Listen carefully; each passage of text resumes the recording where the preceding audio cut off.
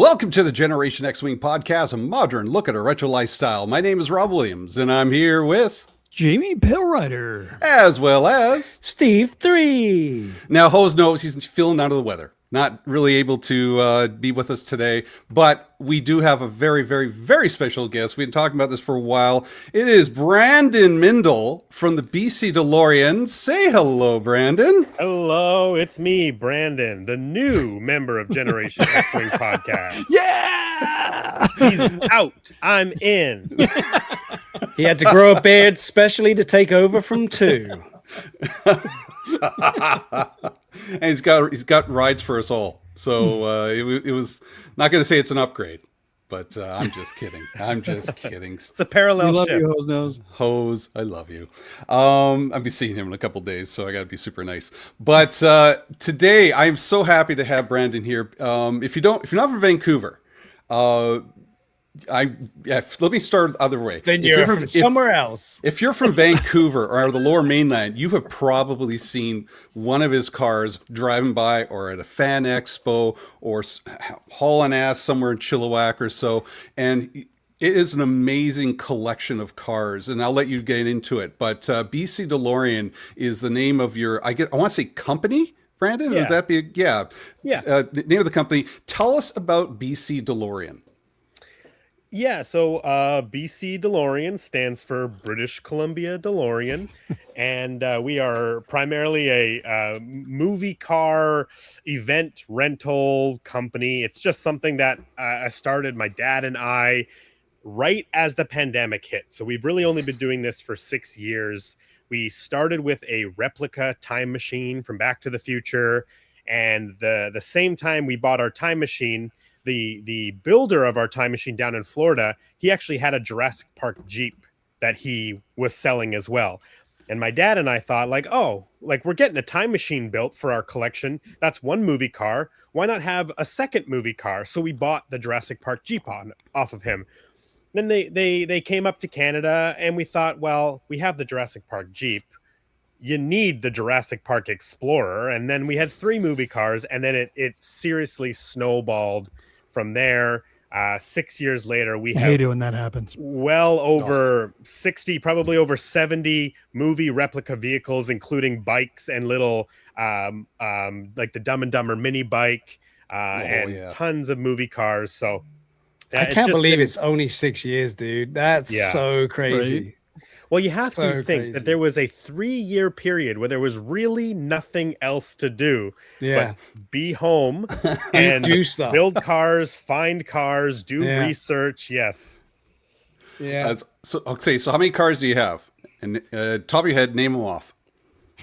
Oh my God. Well, it's okay. It's just pick one. Just pick one garage. Just pick one. I'll go garage. right through it. So we have a Back to the Future room. So it's the time machine. It's Biff's 46 Ford. The one gets filled with manure. Mm-hmm. Marty's 85 black dream truck. Biff's little yellow automotive detailing truck. We've got Ghostbusters. We've got 3 Jurassic Park Jeeps, 2 Jurassic Park Explorers, all 3 versions of Bumblebee, Ghostbusters Ecto 1. We've got I'm building a Planes, Trains, and Automobiles. We've got RoboCop. We've got Starsky and Hutch, Christine, Talladega Nights. We own the actual screen-used Mirthmobile from the first Wayne's World movie. We also own the screen-used Miata from MacGruber, the Will Forte movie. It's endless. I love how you said Optimus Prime, yes. I love how you said plane, trains, and automobiles, and I wouldn't doubt that it's both a plane, a train, and an automobile in that collection. No, that's the car. Like a bird down No, but the way the list is going, it's gotta be. I would just assume it's all 3. Yeah, so, no planes or trains yet in the collection. Brandon selfishly refuses to get the APC from Aliens, and I think it's really, really just bad form. How dare you, sir? Bad form. Well, once we start getting into like collecting airline vehicles, we could do the APC, but we could also do the Bluth stair car from Arrested Development. Yeah. Oh, that would be freaking awesome. Seriously. Did you list off the Bluesmobile in there? Yes, we did not. We do have a Bluesmobile, a 74 Dodge Monaco. Did you lift off the 77 Bandit? Yeah, we have Smokey and the Bandit. In fact, it is actually Burt Reynolds' Bandit car. It is owned by him and still technically in his name. We have the original title signed by Burt Reynolds. Yeah, and actually, a bunch of those cars, if people are in the lower mainland Fraser Valley area, our A-Team cars, Christine, Robocop, Smokey and the Bandit, Knight Rider, and Starsky and Hutch are all on display currently in a big showroom from Stone's Speed Shop out here in Chilliwack. They're the company that they do all of our work on our cars. So all the maintenance, anytime we need custom paint work, custom metal work and builds, everything is done at Stone Speed Shop. So as long as they're open, you can go in their showroom and you can go see our rotating display of movie vehicles. Every 3 months we'll be changing out the display. So here's the website I thought I'd just bring up just to give everybody a peek of all the things. So just go to bcdelorean.ca and you've got, it's all here. There's Biff's car. Is it with or without manure? Currently without manure. All right. What Yeah. do you mean The next currently? I'm collecting it. And when I have enough to fill a little dump truck, I'll dump it all in. Yeah. Is there a website we can donate to? The dung. No. The dung. Yes. Oh, the dung. Leave it by the gate.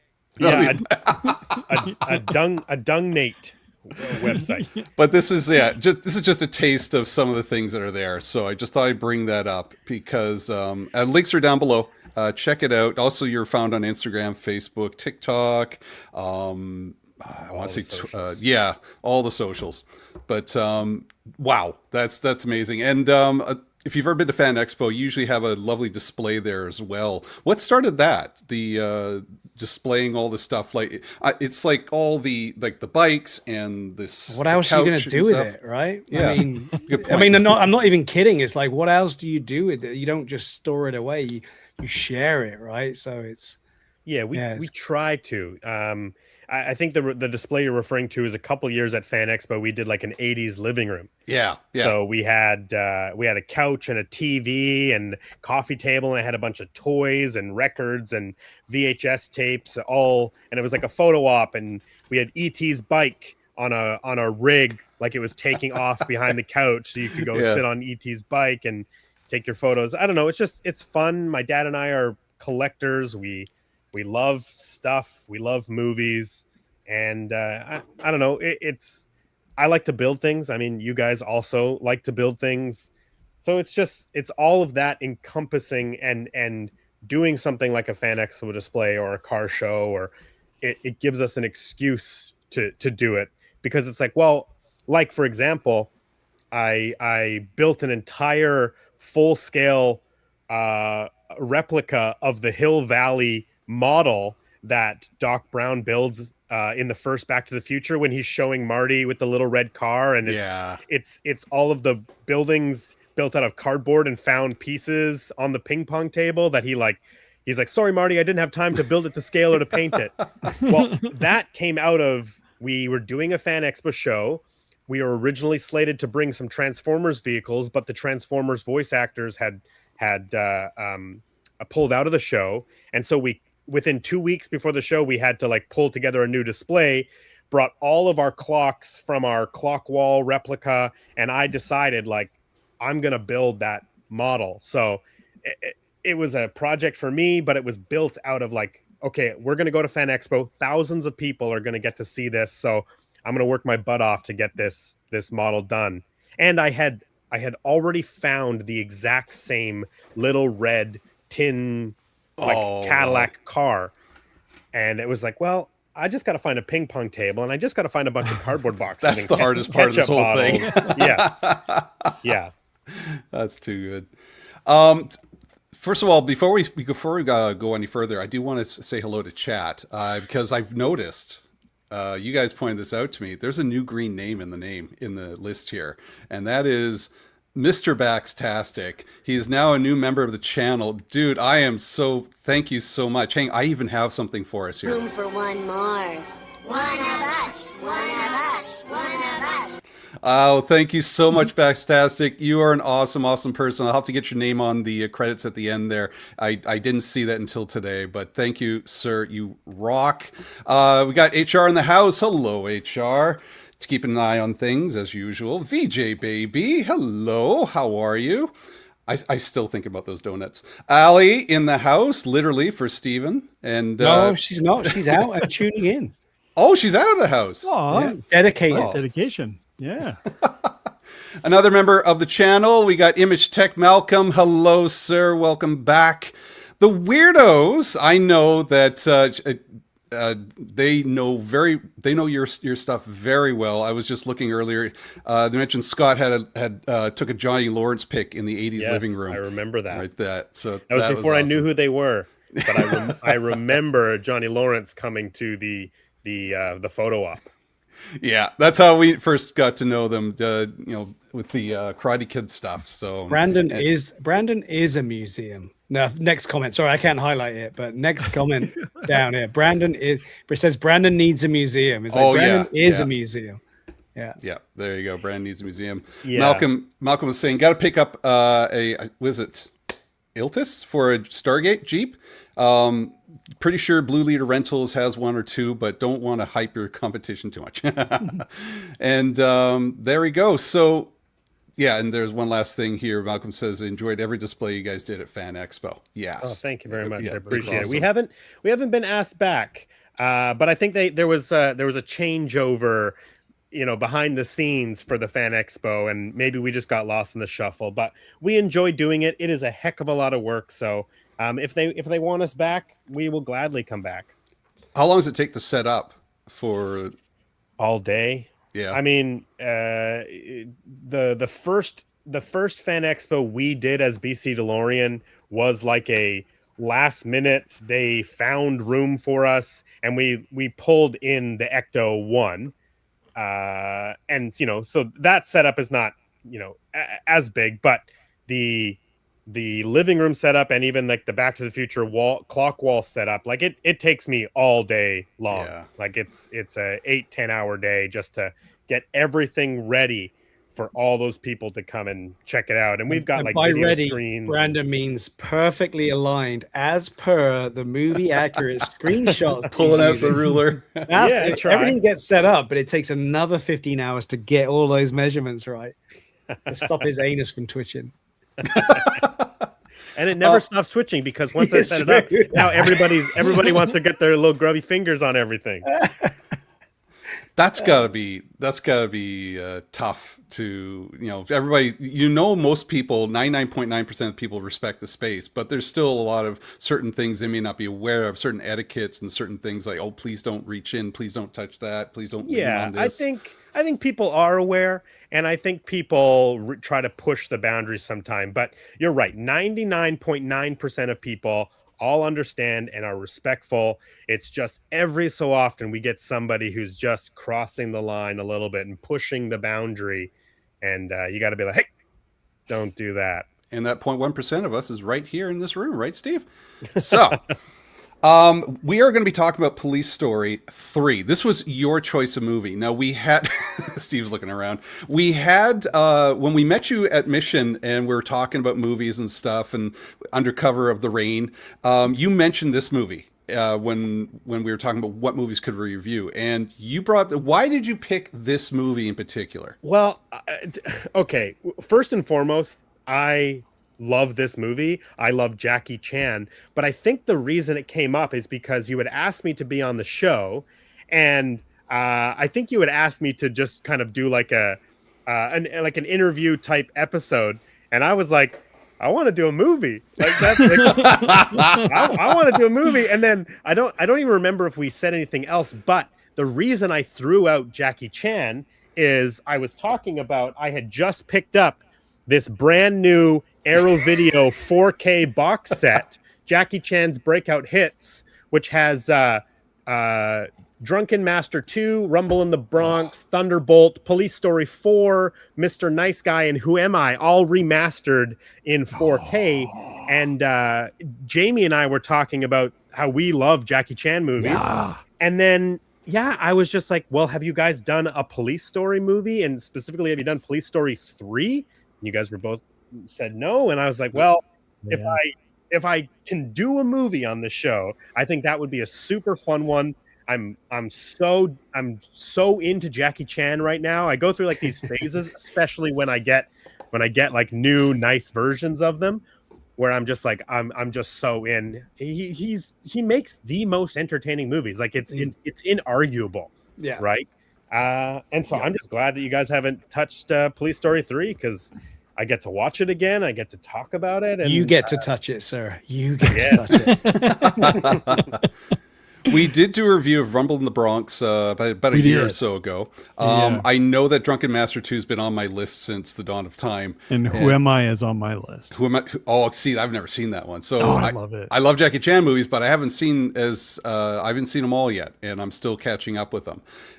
But it's just, I mean, all the Americanized ones like Rush Hour and stuff. Yeah, I've seen all those. But more of his earlier work.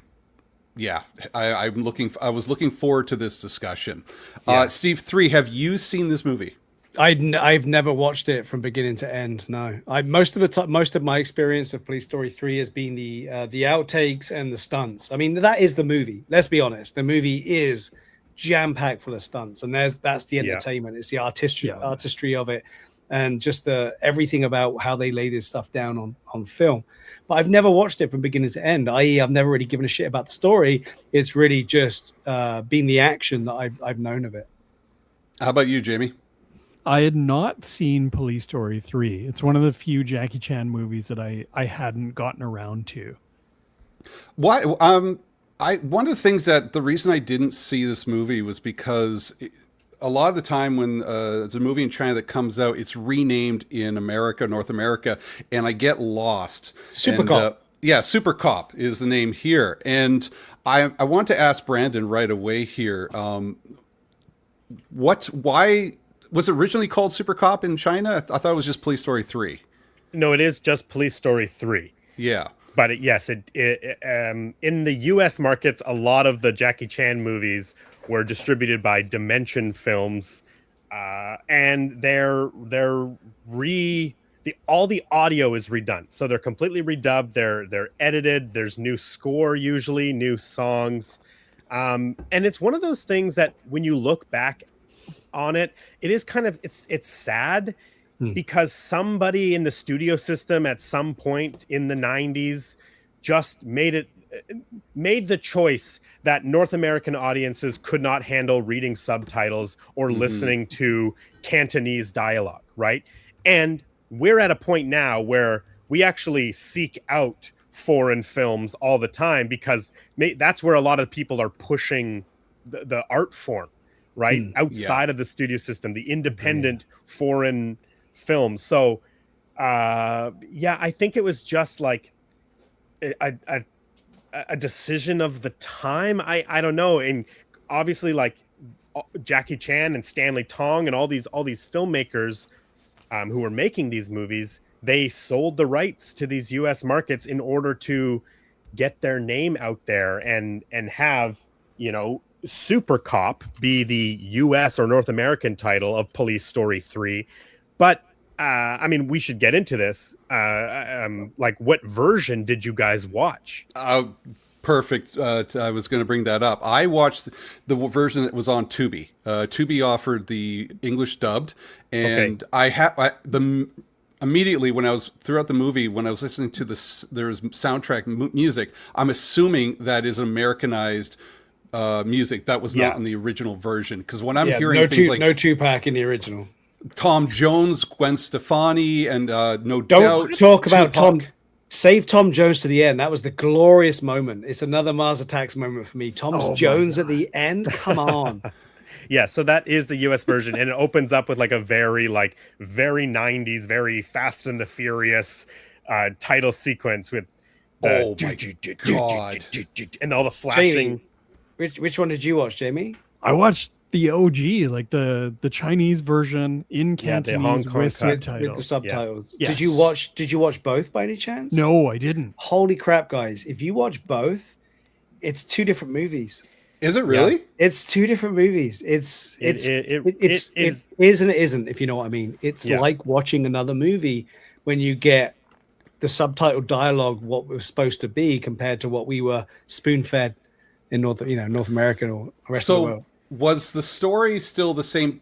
Same visually, yes. Visually, it was the same. Yes, it was and just broad strokes. It is in the American version. It's Kevin Chan is his name in the American version.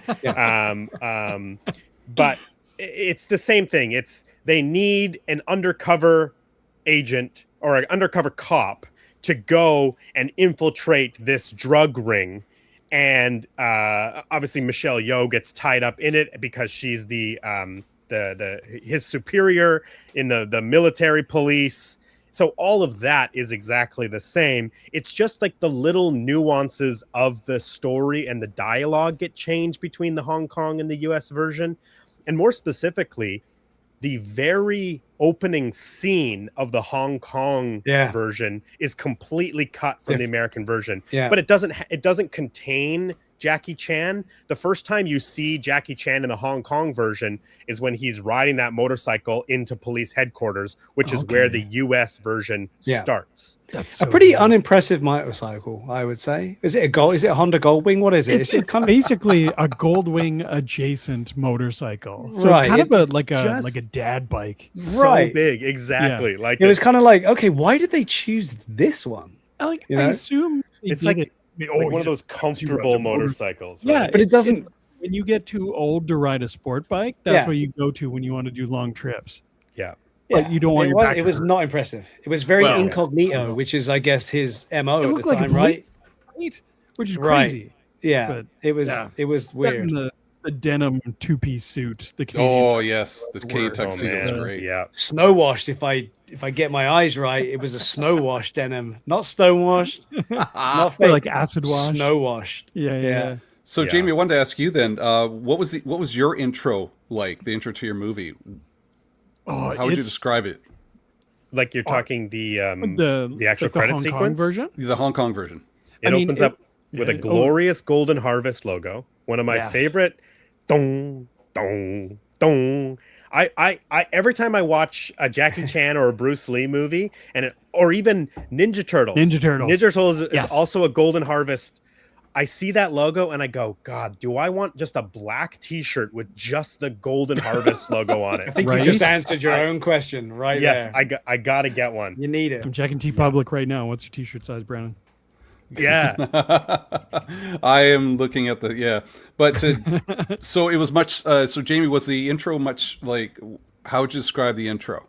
Well, we just got a bit of Jackie Chan doing his thing before they're talking about this super cop. You actually get to see him being a super cop before he just rides up on a big old dad bike. Well, they go to a totally different version of it. So they're basically in Hong Kong, I believe, and they're talking to all of the officials in Hong Kong. So it's the British ruled Hong Kong at the time, which again still blows me away to this day that Hong Kong didn't become independent until 96, right? It's absolutely crazy. Wow. But it's all the British officials in the Hong Kong police. You got very English looking people speaking in Cantonese, which is really odd to see, but kind of cool. And they sit around the table discussing about what they need to do to infiltrate this gang. So the whole premise of the movie is laid out there rather than the comical upbeat way that we get it in The Office after he arrives with them setting him up. Well, so it's very strict and kind of serious in this entry. And that is one of the things that I always clock between the Hong Kong and the US versions of Jackie Chan movies, because his movies, like the magic of a Jackie Chan fight or a Jackie Chan movie and character is he is a little bit goofy, right? He's like Jackie Chan gets hit. He's an amazing fighter, but he gets knocked down and he reacts to getting hit. This movie and a lot of them, they open up and they have like such a serious element to them, which is like, we have to stop these drug traders. They're trading, they're shipping drugs in corpses, and you're like dead babies and all this. It's so brutal, like so dark. And then we have like Jackie Chan come in on his big dad bike. Yeah, you wouldn't have seen that, Rob. If you watch the Americanized version, that scene's not even in there. Well, No, the intro to this whole thing, and I thought Jamie has you have to see the American. It's like watching a Sega Master System video game start. It would on crack. It was the music was. It was very Sega Master System. And it's it like was flashing. I was having seizures watching this damn thing, and then they would flash up Jackie's face, and then it was just Action poses. the colors, action pose, his face shocked, and then they throw in Mao Zedong and the Queen at the end. Boom, done. And it was just like bang, bang, bang, bang, bang, bang, bang, bang, bang, and the music again. It was like Battletoads, but Jackie Chan style. I was sitting there like, I already know this is not the traditional version of the movie. This has got to be Americanized right from the bat. That's what's on this VHS tape, this Super Cop Yeah. VHS tape. This is the Dimension Films US release. But I want to shout out, as a physical media collector, one of my favorite things specifically about these Jackie Chan movies is these like boutique labels. Like this is Super Cop 3 put out by 88 Films, and they remaster both versions of the movie. So cool. on this 4K disc is both the Hong Kong cut and the US cut. Same with this box set here that I was just showing, right? That even Rumble in the Bronx, which you guys have covered, famously shot in Vancouver, has a Hong Kong and a US version of the movie. And this Arrow Video 4K has both versions Nice. on it. And it's just a thing that I absolutely love. I think it's fascinating. And like I mentioned at the top of the show, it's just weird that nobody thought that we wanted those versions over here in North America back in the 90s. Right? Especially I coming don't after honestly. I don't think people did though. Honestly, I think back then we were so closed off. I don't think that was something we were after. Honestly, back in the day, I didn't even know It existed, that right? we were getting a different version. I True. thought, well, Yeah. we got in North That's- America because that was VHS. That was just what showed up in the shops. Yeah. And Yeah. Well, that was just, unless you go like, so I didn't know this until I started looking for Chow Yun-fat movies that we didn't get in North America at all. Because like I started learning about John Woo and Chow Yun-fat and learned that he did a bunch of movies and like Donnie Yen movies that only ever released in Hong Kong. I'm like, I need to see those. And so things like The Killer and Hard Boiled. Hard Boiled is Yeah. one of my favorite action movies ever. But like I don't even think it got a North American release. It's amazing. But I I learned a didn't lot know. of this through AVGN. James Rolfe, he's a movie buff himself, and he would do little reviews on movies like this, and I was like, oh my gosh, there are different names. I thought Drunken Master 2 was the only Drunken Master, and then there was one made in like the 70s. the and I'm like, names oh really? are so confusing. I always Yes. use this as an example. because Look at the So- wall of videos. Yeah. Well, so Operation Condor is a Jackie Chan movie, but Operation Condor is actually the sequel to Armor of God. But yeah, but so it's in Hong Kong, it's called Armor of God Operation Condor, but it came to the US first. So in the US, the sequel to Operation Condor is actually the first movie, which is Operation Condor 2 Armor of the Gods. So in Hong Kong, it's Armor of Gods, then Operation Condor, but in US, it's Operation Condor and then It's a Armor of the prequel. Gods. It's just so weird, and all the different names, like calling it Super Cop or Police Story 3 or even Police Story 4, is just called First Strike in the US, right? yeah. And I think part of it is Jackie Chan directed the first two Police Story movies himself, and so they didn't want to put Police Story 3 and Police Story 4 on those titles because then people would be confused, like, well, I have to see 1 and 2, but these really weren't available in the US up until recently.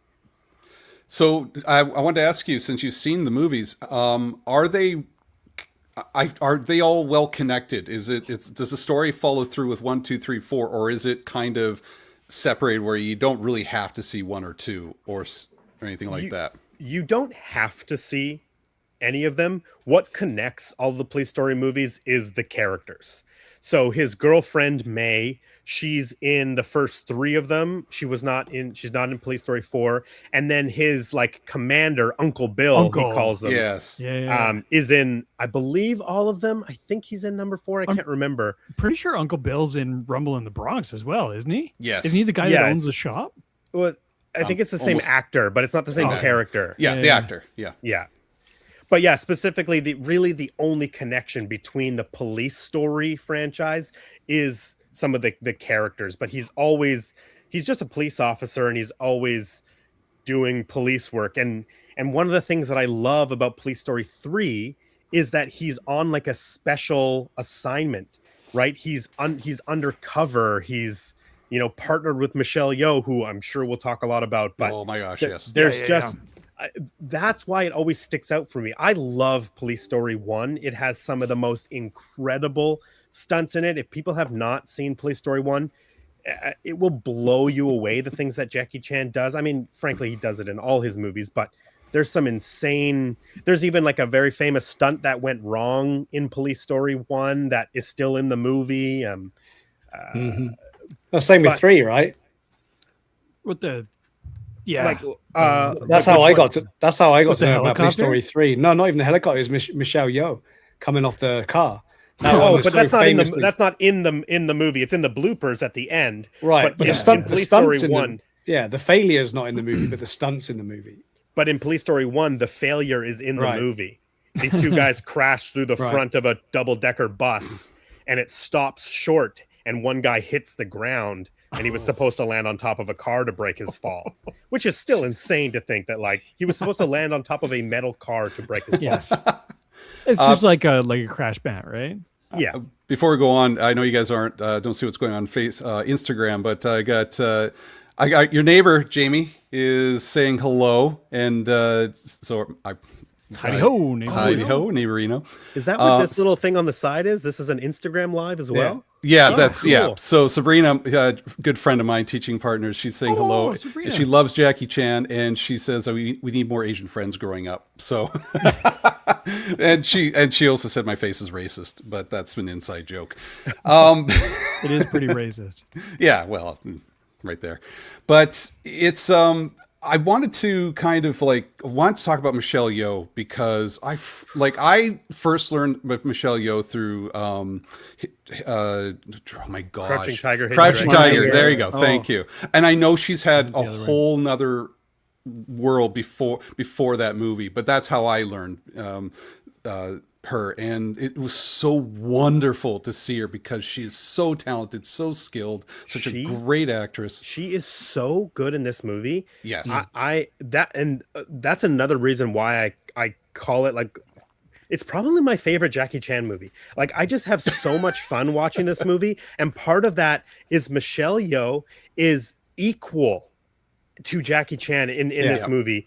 Not only if not a little bit more superior. Yes, in this particular one, yeah. And it's not just her acting, but it's also just her fighting is so impressive, but also she does all her own stunts in this movie. That was her on the motorcycle. The dirt bike jump is her. Hanging off the side of that van is her. In fact, when she's wearing that like headdress, they realize halfway through that action sequence that, you couldn't really, it's hard to tell that it's actually her. And that's the reason why they designed into the shot, the van running through the tree to rip off the headdress so that they could really prove to audiences that this is Michelle Yeoh hanging off the side of this van and lifting her legs to jump over cars. I love that. It's just like, how are we going to get the headdress off her? She could throw it to the ground. No, let's just have the trees do it. Running through some trees. Yeah, it was amazing. I've heard her talk to people like oh my gosh, Seth Meyers and other people about these stunts, and it's just amazing to hear that she was just so willing and able to do it. And a lot of the time, she's like, just you hesitate, you don't want to do it anymore. Yeah. So it's just get up and do it again. Didn't she come out of retirement for this? Isn't she? Well, yes, because she was actually a dancer. She's not classically trained in martial arts whatsoever. She essentially learned how to do everything like ride a dirt bike and fight for this movie. She's just such an incredible dancer and performer that she was able to pull it off. In fact, one of the special features on this 4K is an original 1984 watch commercial, a Chinese watch commercial, and it stars Jackie Chan and Michelle Yeoh. Heard about that. Yes, it's called like a what's the watch, like La Roche. You could probably find it on YouTube, but it's just them like in a park, and they're like, it's all like, you know, glowy, and the camera lens has like the Vaseline on it, so like everything is like misty and foggy, like the soap opera cam. Yes, exactly. And they're like walking around this park, just like smiling at each other. And then that was 1984, and then years later they do Police Story 3 together.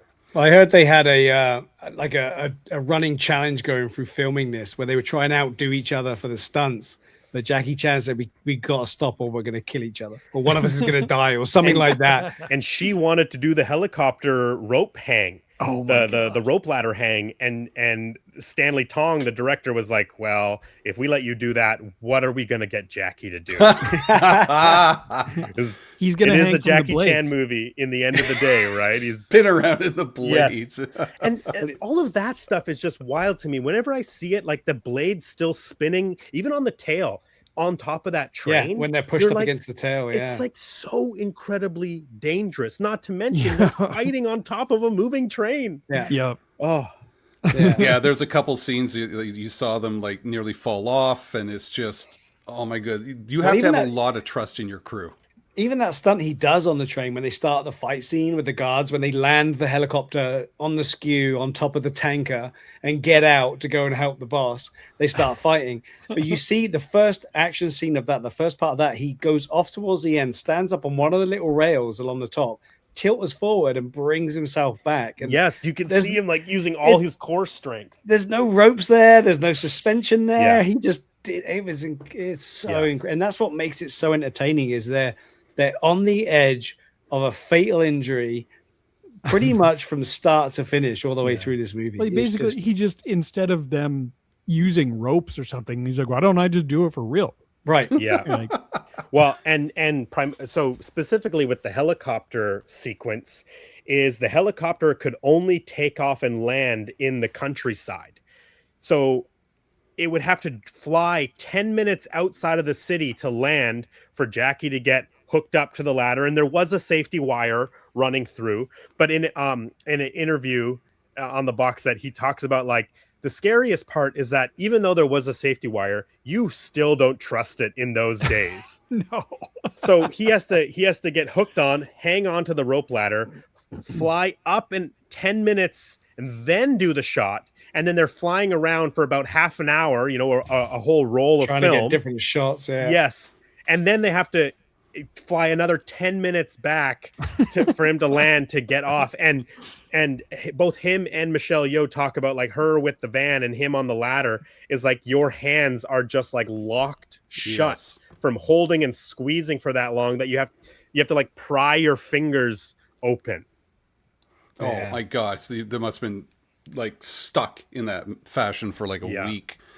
So I want to talk about, this kind of leads into the other thing I want to talk about. Jackie Chan has a crew. He has very much like a lot of directors, they have their group of people they like to stick with. And when watching this movie, it was so cool to see other people that I've seen in other movies. Obviously we had Uncle, you mentioned Jamie in the movie, but one of my favorites is, Kevin Lowe. I loved him in Drunken Master 2. He was the one that did the kicks. He's very good at the leg work and stuff. His action in this movie was very limited, but how many does he just have a running crew that he sticks with? Is it always the same group? Because he must develop some trust with these people, I'm assuming. Yeah, the Jackie Chan stunt team. There is a really great video. I don't even know where it came from, but I've only watched it online. I'm sure you can find it. It's like a little behind the scenes look at the training facility, and it's Jackie Chan going through with his stunt team talking about how he choreographs a fight. And the way that he works with his stunt team. And the wild thing about Jackie Chan fights, and the reason why they are always like so entertaining based on the environment that they're in, is that he choreographs them essentially like on the day. They get to the location and he walks around and he looks like, okay, you know, I can use this, I can jump through there. He might have a couple ideas, like in First Strike has the very famous ladder fight. So he may have the idea, like, I want to get a 10-foot ladder and spin it around and fold it and clasp it on somebody. But once he's in the location, he's like, okay, we've got the ladder, I've got this balcony, it'll be like a renovation is happening. And so then what else is there because of that renovation? Okay, there's like scaffolding. Okay, how can I use the scaffolding now? Right? He's like piecing it together on the day. And those people that he trains with have to be like so tight and know how to work with Jackie and fight Jackie to get all of that choreographed practice and then shot while they're on location. It's unbelievable.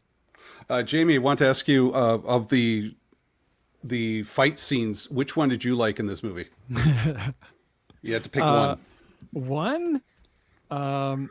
Okay, if I had to pick one, it was the one in the training facility with the instructor, but not even it's for the comedy value. It's how Jackie Chan can make a very serious looking martial arts fight funny.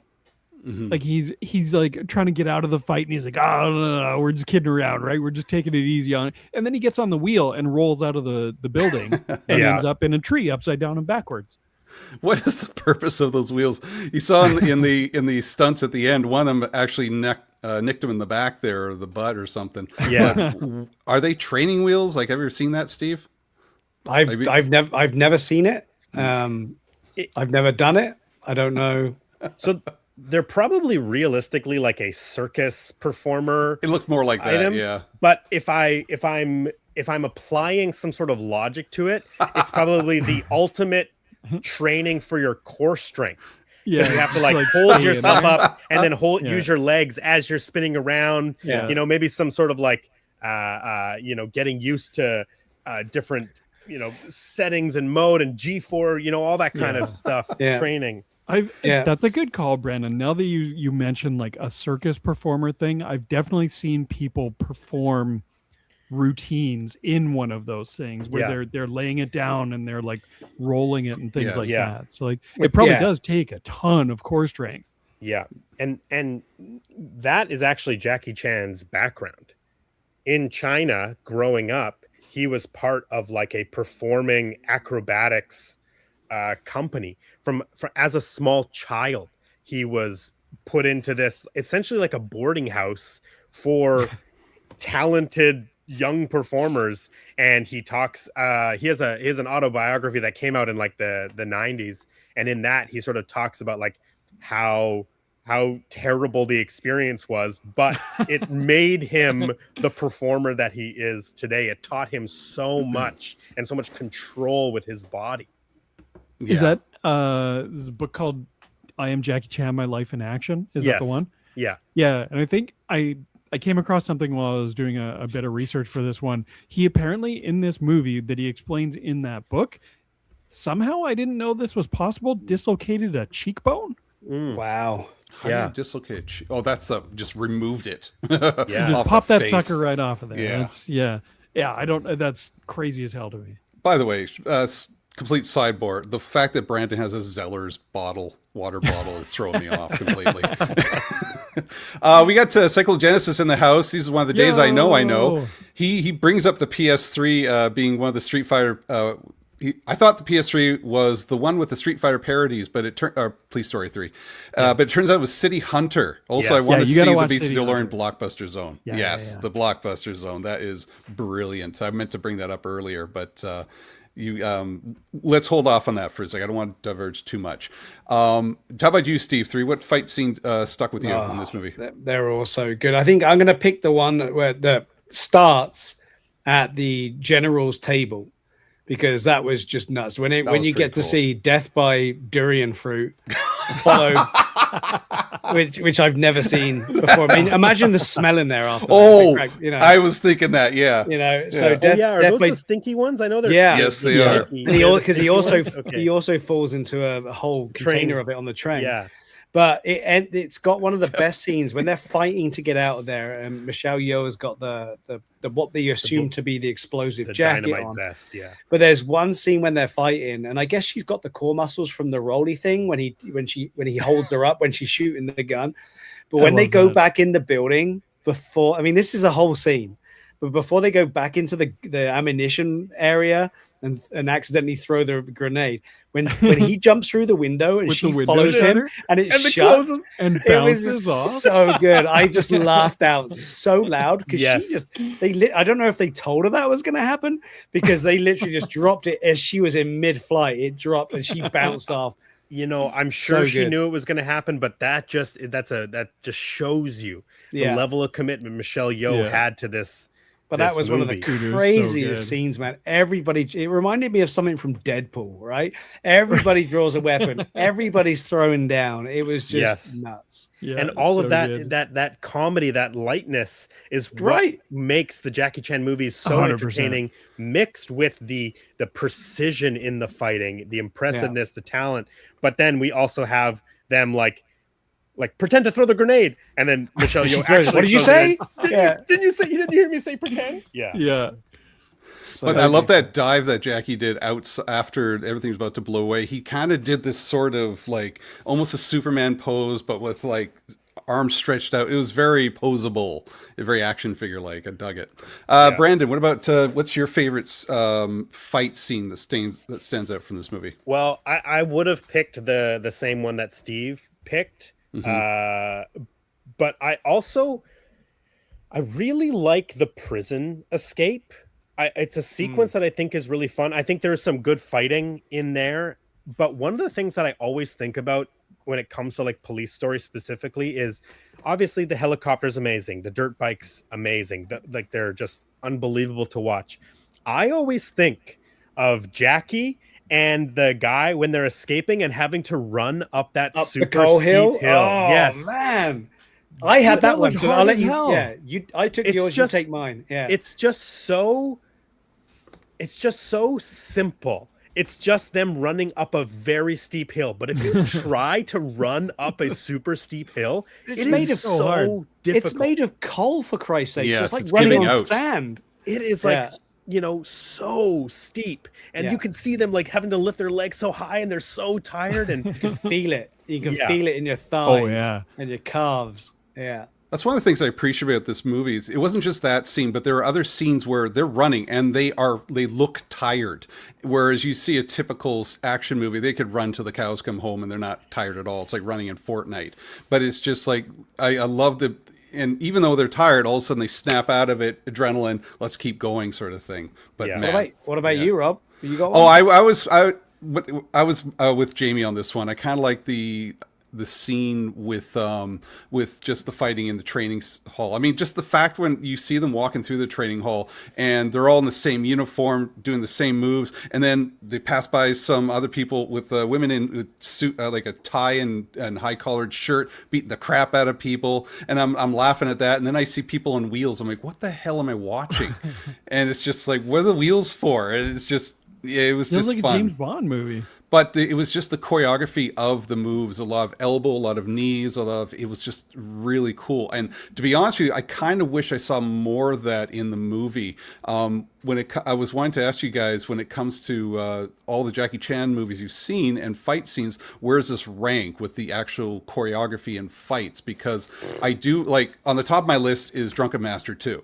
Without a doubt. But so when I was watching this movie, I saw less of that and more of the gunplay and action rather than the choreography of the moves. So I want to ask Brandon, when it comes to fighting and choreography, which is this movie hold up, or which one does? I do agree with you that this movie kind of does have less fight sequences. There is some really good ones, like even the bar, the bar fight when they're escaping. Oh yes, forgot about But that. Yeah, I always think about, I think my actual favorite Jackie Chan fight sequence is maybe from Police Story 1 in the mall, because there's lots of throwing through glass and lots of like using the things in the mall through the fight. That's a really, really fun one.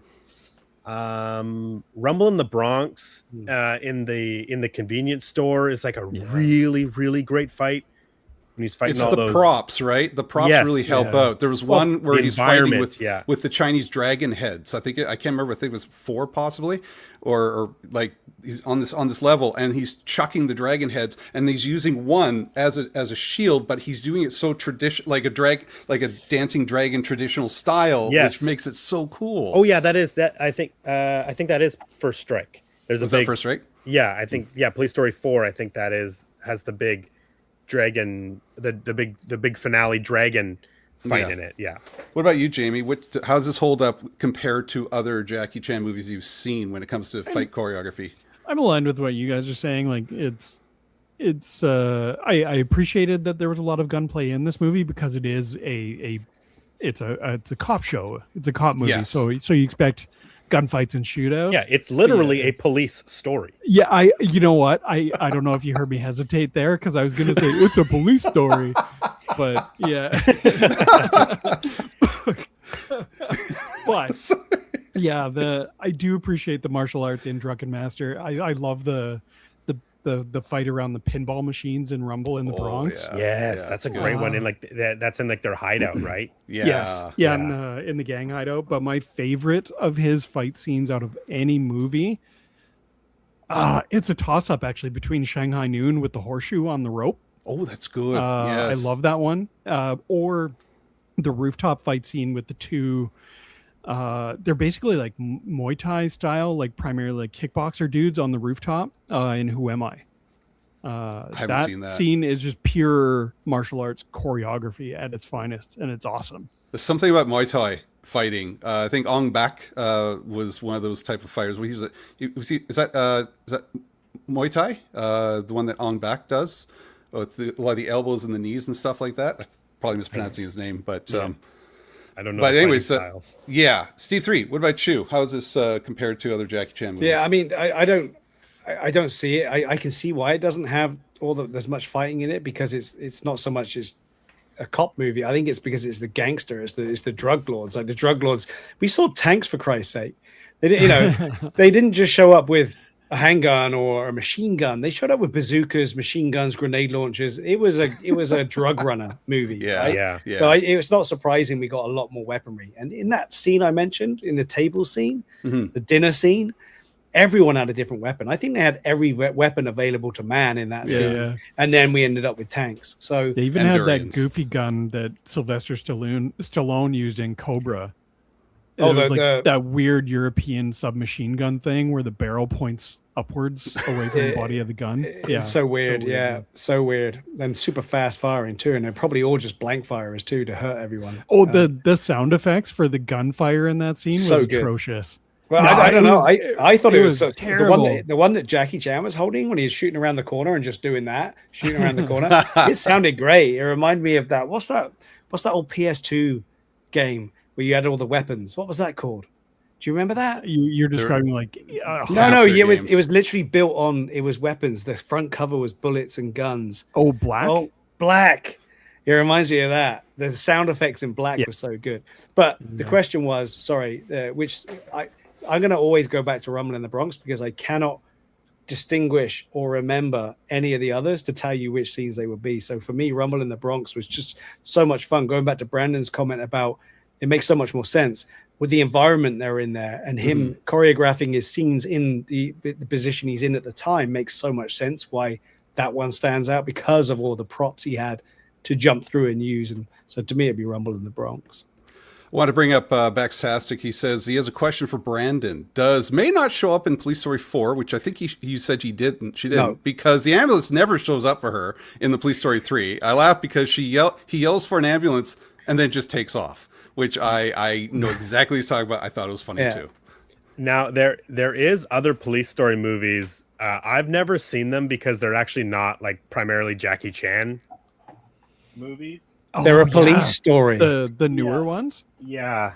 Yeah, Like he's on the cover. So there's Police Story Lockdown, and then there's New Police Story. But I don't know if Maggie Chung is the actress's name who plays May. I don't know if she's in these. I don't think so. I think So it was her I think maybe- it was her last appearance in 3. I read that she received quite a severe head injury in 2, so she came back in 3 with less of a How? role. Probably doing 2. some Sorry, sort of stunt. I was thinking Yeah. 3. Sorry. No, it was Well- when she went in the swimming pool. It was the shallow end. It wasn't the deep end. But yeah, that's what I read, is that she received a pretty impactful she is head involved injury. in a very good fight in 2. There's the playground fight in Police Story 2, and Maggie Chung is all through that fight. So maybe I don't remember. Maybe there was an injury or something.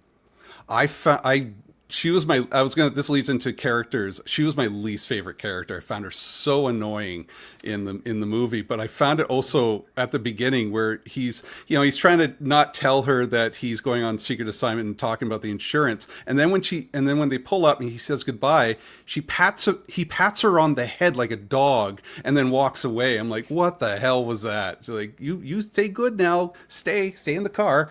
But I found her character very annoying. And I have a feeling it has to do with the dubbing of it, because everything that they did, it was just screeching. Like when she was in the helicopter, it was just like, Kevin. Yeah. Well- And she still shouts, but when you watch the subtitle version, the original version, her lines are actually different.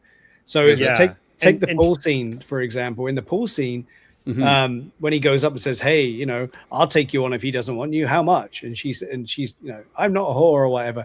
But in the subtitle, when she goes, "How much is your mother?" And that's why, and that's why he pushes her in. That's better. I like that.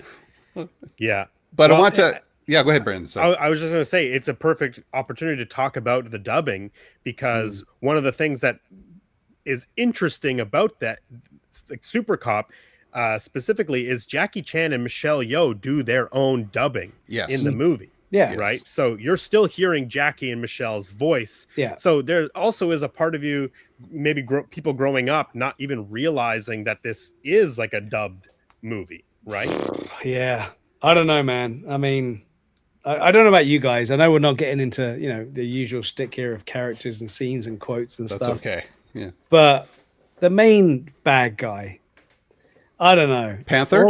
No. Or Panther's brother. Panther's brother. What's his name? Yeah, big brother. What is his name? I got to get it because it sounds so stupid. Papa Panther. Chia-Bat or Chia-Pet or something like Yeah, that. he's only Panther in the U.S. version. Chai-Bolt. Yeah, Chaibat. I think it was like a Chaibat. Pokemon name or something Chaibat. like that. Yeah. He to me big was so brother. annoying, and all the way through was my comical moments. That was the quotes I was writing down. the ha ha ha ha ha ha ha ha ha ha ha ha for about 10 minutes with the laughter, and it was pronouncing H-A. It was so false. It was so goddamn false. And what's the favorite line? The one I'm going to put out here. And me and Ali were laughing about this all the way through it because of this line. He kept saying, "The two of you are all right." Ha ha ha ha ha ha ha ha ha ha. And at the end, after the scene where everything blows up with the general, he's like, "You two kids are okay. You're really okay. Have good luck on your travels. Send me a postcard. Ha ha ha ha." So we spend the whole night just saying, "Send me a postcard." Ha ha ha. I want to go back now and see what it is on the subtitles, because I don't know if it's "send me a postcard" or not. I need to go back and check. I assume it's longer, and they just said, "Send me a postcard," and the rest is actual dialogue. We got to fill this in with something. Let's just laugh it off. Oh my god, the Yeah. laughter was so bad. Yeah, I really don't watch, like, I don't like watching the dubs. I just think it takes something away from it. And yeah. Hose Nose was very much like when he was watching the movie, he was like, "Please find me another copy than the English dub," because he couldn't stand it. I did find Yes. it on the Internet Archive, so I did email you Yes, a you link, did. so you can share that, and that has both versions of the movie. That's what I sent to Steve. Yeah. Watch it. It's really worth it. It's I really might. interesting. Jamie, say characters. So we traditionally talk about characters once in a while on the show. Who are your favorite characters from this movie? I mean, I feel like it's cheating to pick Jackie Chan or Michelle Yeoh's characters. So if Besides we're- them, I guess. Yeah, I actually really liked Panther, the guy that Jackie Chan breaks out of prison. I thought Yeah. he was cool. Did you recognize who he was, by the way? He he did look really familiar, and I forgot to look him up. But I'm like, I know I've seen him in a bunch of movies before. Kung Fu Hustle is the one I'm remembering most from. The landlord. wow. Yeah. I couldn't figure it That's out right. until I saw his IMDb. I was like, that's it. Yeah. So, but so you like Panther? What? Yeah. Anything? Cool. Yang Hua. Keep trying. I want to hear you. Yeah. What about you, Steve? Who was some of your favorite characters? I don't think it's cheating at all to pick Michelle Yeoh. I think she was absolutely fantastic. I think she made the movie. She really did. She was so good to watch in everything she did. It was just fantastic. If I had to pick another one, because that's cheating, I'll pick Uncle Bill. Especially for his drag moment. It was so good. Oh, the drag moment. Uncle yes. Bill in drag. Yeah, I love that scene so much. Like the whole operation to like everything from like where's your house? You don't recognize this? Oh yeah, it's all changed around here. To then having like the little boy come out and like, oh, Uncle, come on, and then they have it all set up for him. Yeah. All the fake photos that we saw him take at the beginning of the movie are now on the wall. Yeah. Who's this? What's her name? Yeah. That's my wife. Oh, it's my sister. Yeah. Brandon, who are some of your favorite characters besides the main two? Well, I do have to shout out Academy Award winning Michelle Yeoh. She is 100% my favorite character. But if I do have to pick another one, I don't know. I do think I'm gonna have to agree with Steve again. Like Uncle Bill. Yeah. There's not a ton of other characters, and I'm not gonna pick the drug lord guy or who else. Yeah, I mean, there's not a ton of actual like characters. What about the in this random movie. Americans around the dinner table before everyone gets shot? Yeah, the lady that gets kicked in the nuts. yeah. I was laughing so hard when I saw that. It was just like, the only blonde woman in the whole movie gets kicked in the nuts. yeah, I agree with you. Like other characters, it was tough because I mean I did recognize some of the usual crew. Like I mentioned, Ken Lo, but he wasn't really. He was there, but he wasn't doing a whole heck of a lot. I recognized, like, when they did the prison break scene, there was another person who gets shot right away. Like, he's like, don't follow him. He's one of them. And he gets shot. And I'm like, I think I remember him from Drunken Master. I think he was, like, one of the friends or something like that. Yeah. But it was just, I was like, I like that scene. And I think I want to talk about scenes in a second here. I really did like the breakout scene where they cover up in coal and the dog's just like, no, not having none of this. And now they're panicking. So, and stabbing the baton into the coal. Yeah. They it didn't sound like they thought that through very much though. Well, it's a random inspection. I don't remember if they say that in the dub, but in the Hong Kong, that's why they get stopped. It's a completely random inspection. Yeah. What about scenes for you, Brandon? Anything stand out for you? One of your favorite scenes from the movie? Well, I mean, we've talked a lot about scenes already. I like the comedy of Jackie coming to his home. I honestly think my favorite scene is everything once they're at that camp and they blow up and Michelle Yeoh has the dynamite vest on. It's just great action. It's super funny. Train fight is just unbelievable to watch. You can't name them all, Brandon. Sorry. Then Steve 3, you're next then. Which one's stuck out the most for you? I'm gonna do the entering Hong Kong speedboat escape with the boat with 1,000 motors. That was classic. It's I was like, genius, how really. many motors does that thing have? And he's like, maybe it's because one of them's gonna get and as soon as she said shot, it gets shot and blows up. And she's like, I nailed it. I think it's protection from knowing that they were going to get fired at. Yeah. Jamie, what about you? But all the boats that get hit, not just the 1,000 motors. That whole scene of him plowing through all of the boats, that was kind of brutal. Cool. Yeah, Jamie, before I go on to you, I'm a little stuck on something in the story. Like, so they went undercover. Michelle Yeoh's character is like high level. How did they not just tell everybody else to not keep trying to stop them? That's one thing I couldn't figure out through the storyline. They were getting themselves into shenanigans, but their shenanigans they didn't have to get themselves into. Well, Rob, you see, in today's modern society, the police force can't necessarily be trusted internally. So you never know when there's a snitch.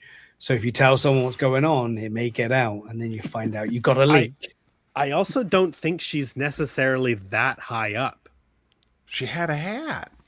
They all had hats. You saw them all walking was a out fancy on a hat. Concord. They all had hats. Yeah. But to So I Rob's don't think point, everybody knows who she is because she tells that at the bar, she tells that security officer like who she is, and he doesn't believe her. Yeah, and then exactly. she has to take him down and then call in on the radio. yeah, but she picks up his radio and says, "Hey, it's me," and they go, "Hey, how you doing?" It's like, hang on a minute, how come the guy with the radio doesn't know who you are? But when you pick up the radio, she didn't say go to channel 12. It's all about memory.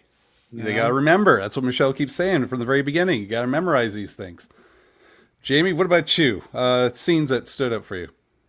I mean, this was actually a question for you guys. In the helicopter chase, when Jackie Chan is dangling from the helicopter, did you guys hear music from Batman from 1989 Batman? There was like No, but now it played a couple of times. It was like a musical stinger from the first Tim Burton Batman movie. Oh, really? Yeah. Like Prince music? No, Danny Elfman. Oh, Danny Elfman music. Yeah, I thought you were talking like the Batman from 60s. The camp version because of him hanging off with the shark and stuff. And I you watched gotta the find Hong it. Kong cut, right, I did. Jamie? Yes, I did. Backstastic said you heard that too, all caps. Because I heard it once. I'm like, wait, was that? And then they played it again. I'm like, 100%. That was Danny Elfman soundtrack for Batman. That's really cool. Find it. Yeah, I was distracted by a lot of the music in this movie, and well, your music is bad. Yeah, it was not great. Your US version is not good. When he pulls up to get dropped off in the car with his girlfriend, and they're playing badass gangster rap. Fuck this, fuck that. Yes. That's not It's how you so turn weird. up for work and say goodbye to your girlfriend. I did appreciate that they had. I know you want to talk about this, C3. Tom Jones was singing "Kung Fu Fighting," and the minute I heard that, I'm like, I know this is not the traditional music. No, because it's just like they're getting some Welsh guy singing a very, very American song here. When I heard that, I went, "Oh my god, this is great! I wonder who this is." And then I found out it's the man himself, Tom Jones, who saved the world from the Martians. But they had the Supercop song sung by Devo. Yes, yeah, in the credits, at the end, yes, an original, which was really bad. Oh, I even wrote some of the things down. Like they must have. He makes some. He makes some moves It is a every bad time Devo he song. kicks some butt. Yeah, yeah, and it was just like. I am a massive lyrics. Devo fan. Love them. I will agree with you. It is a very bad song. Yeah, it was like pulled off at the last minute. It's If I believed AI was a thing, then this would be it. They had a "Staying Alive" song, sung by some other people. These were all just covers half the time. Devo had another song in there, "Head Like a Hole." I'm not familiar with that song. And that's a real Devo song. Okay, "What's Love Got to Do with It" was in there somewhere. What's "Staying Alive" again? I said, yeah. "Staying Alive" was another, a good remix too. "Staying Alive" was in there.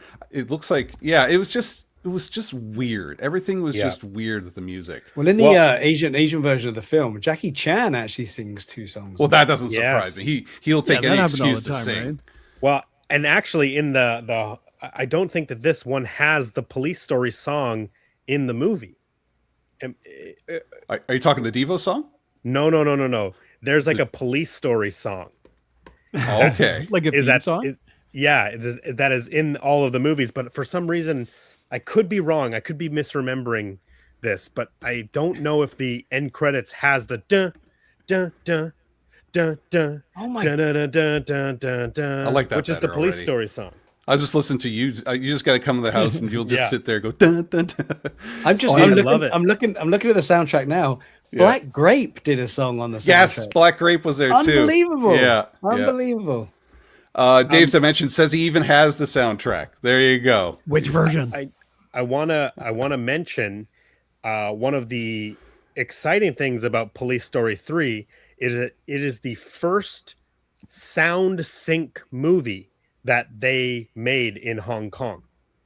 Right? It is the first movie that they shot and recorded audio on the day and used it for the final film.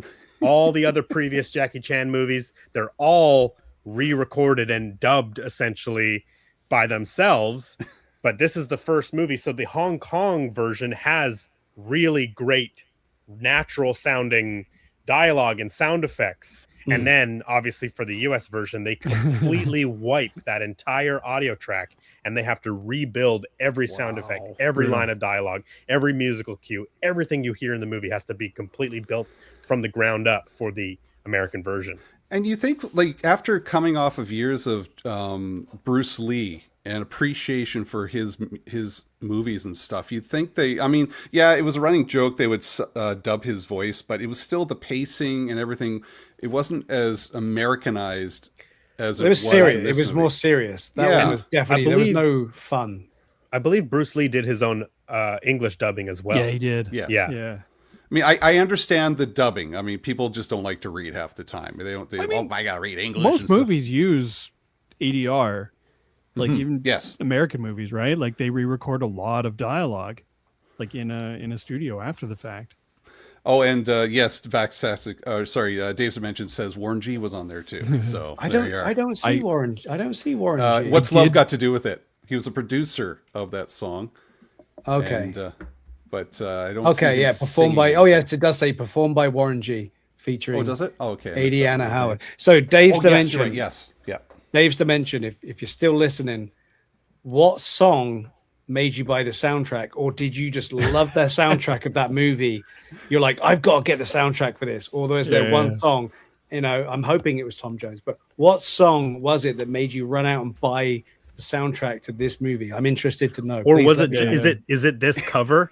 It's probably that. It's probably that. It's gotta be Jackie Chan in a tight black shirt and black pants. I want to be a super cop. Yeah. I forgot to. Can I show something real quick? I was looking at my VHS. Do you have the ability to make my image big? I will do it right now. Give me a second. I just want to show the back of this VHS tape because it has a screenshot. Look at this screenshot of Michelle Yeoh. That is not from the movie whatsoever. No. She never wears that in the movie. She never hangs off the helicopter. Yeah. It must be some sort of promo shot or something. Yeah. So weird. Nowadays we think it was AI. Bike. Yeah. That's her on the dirt bike. Yeah. That's great. Oh, I found the actual timestamp where we hear Batman music. Would this get us sued? Can I share this? I don't want to mess with Elfman and the gang, so. It's okay. Okay. If you're might watching, get flagged. That might be the only thing. You won't get sued. You might get flagged. Yeah. No, I don't want to get like copyright stricken or anything. We just got. If you're watching monetized. the Hong Kong version, if you skip to around 1:23:17, the next few seconds you hear the little Danny Elfman Batman 1989 stinger. Is it the ba-da-da-da-da? No. It's not like the Batman theme. It's just like it's basically the end of a scene. Okay. With the Joker. But yeah, check it out. It's really weird.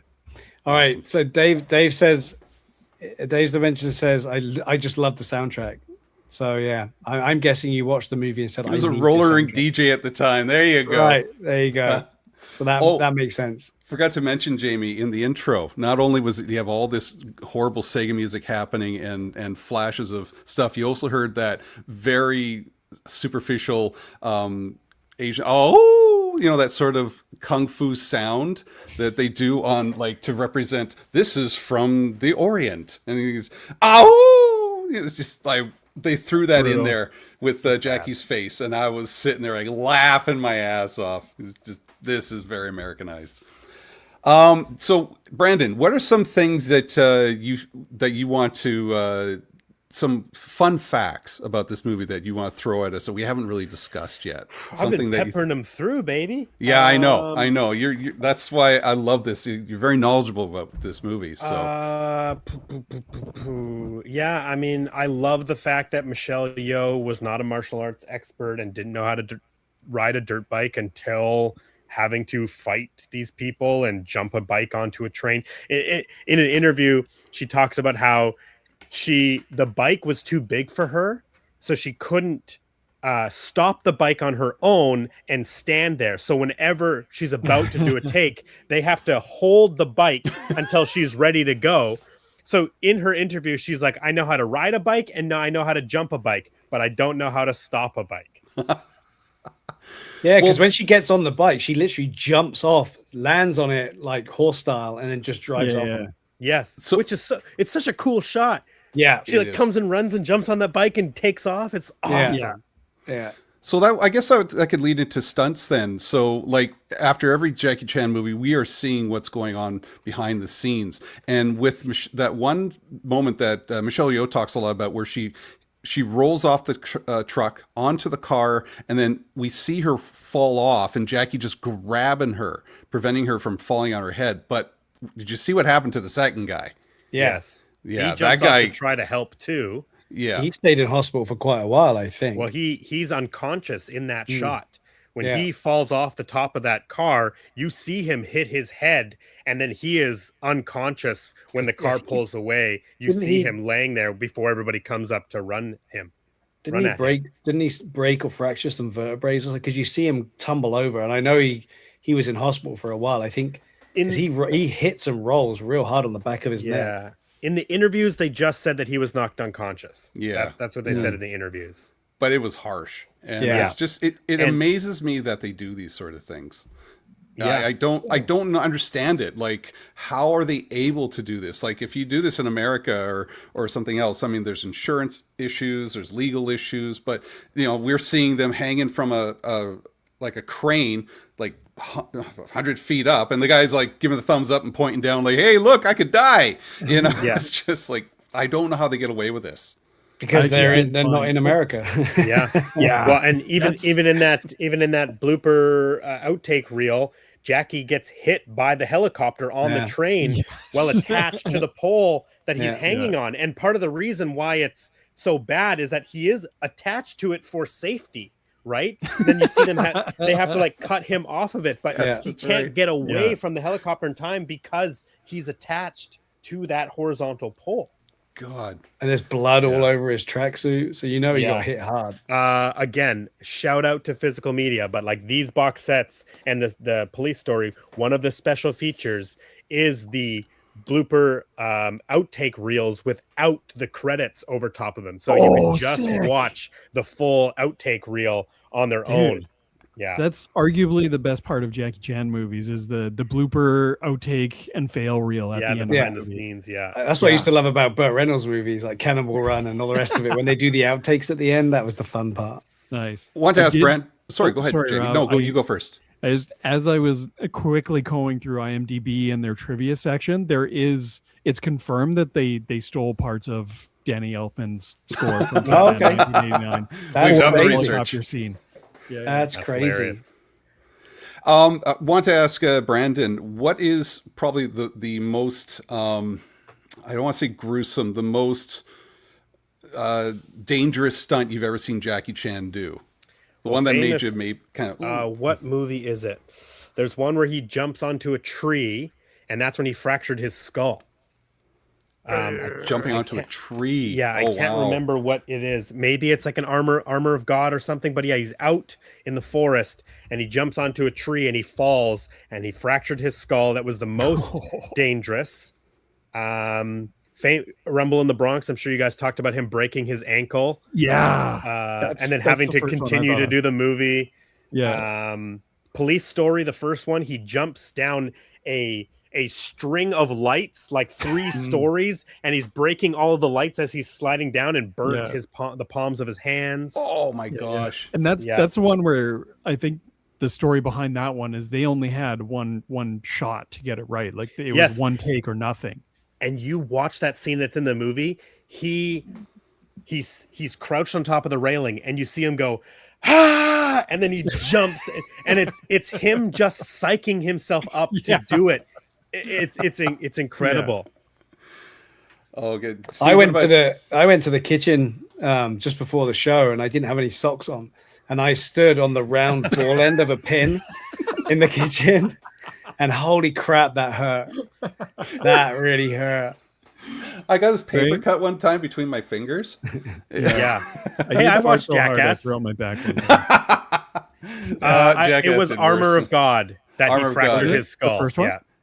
Yeah, Yes. I see some Wait, things the- here. It says he put a hole in his skull or something like that. Oh, That's Yeah. just Yeah, I- it's I think and, what okay, shocks me like- more than anything than these guys doing that, even the ones who do it safely, they still do it. That to me, that they've never really, up until recently, been, given accolades for that. That's what surprises Yeah. me. Like, well, next literally- Academy Awards is the first stunt Right. award that is going to be given out. yeah, in for the first time ever. 2027. yeah. that it's is about time. wonderful. I don't like. I'm not a big Academy Awards fan, but man, that is way overdue. Yeah, yeah. Do you think that's partly due to Mando, given props to the Cruise. two performers, like Lateef Crowder and Brendan Wayne? It's not I so much think it's- stunts though, right? So Yeah, I think a big part of it is that the discourse and the conversation has always been like, look what Jackie Chan has been doing. Look at what Yeah. Tom Cruise does. Yeah. Look at what these incredible stunt performers are doing. yeah,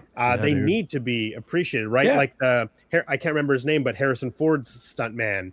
Like, Oh yeah, incredible Yeah. stuff that they were doing back in the 80s. yeah. yeah. We got Backstastic saying Steve 3 does all his own stunts on the Gen X You know podcast. Yeah, You know, But I think remember Hose knows from- does some great stunts as well with From hot Ninja coffee Tur- and stuff. From the first Ninja Turtles movie, the live action one, which was also Golden Harvest, I remember hearing behind the scenes where the stunt performers in the turtle suits and like the Foot Clan, they didn't want to say if they got seriously injured because it was a Golden Harvest production. They had that kind of Hong Kong mentality that if you got hurt to the point where you couldn't perform, you're off the movie, you're Yeah. sent home, and you're not getting paid.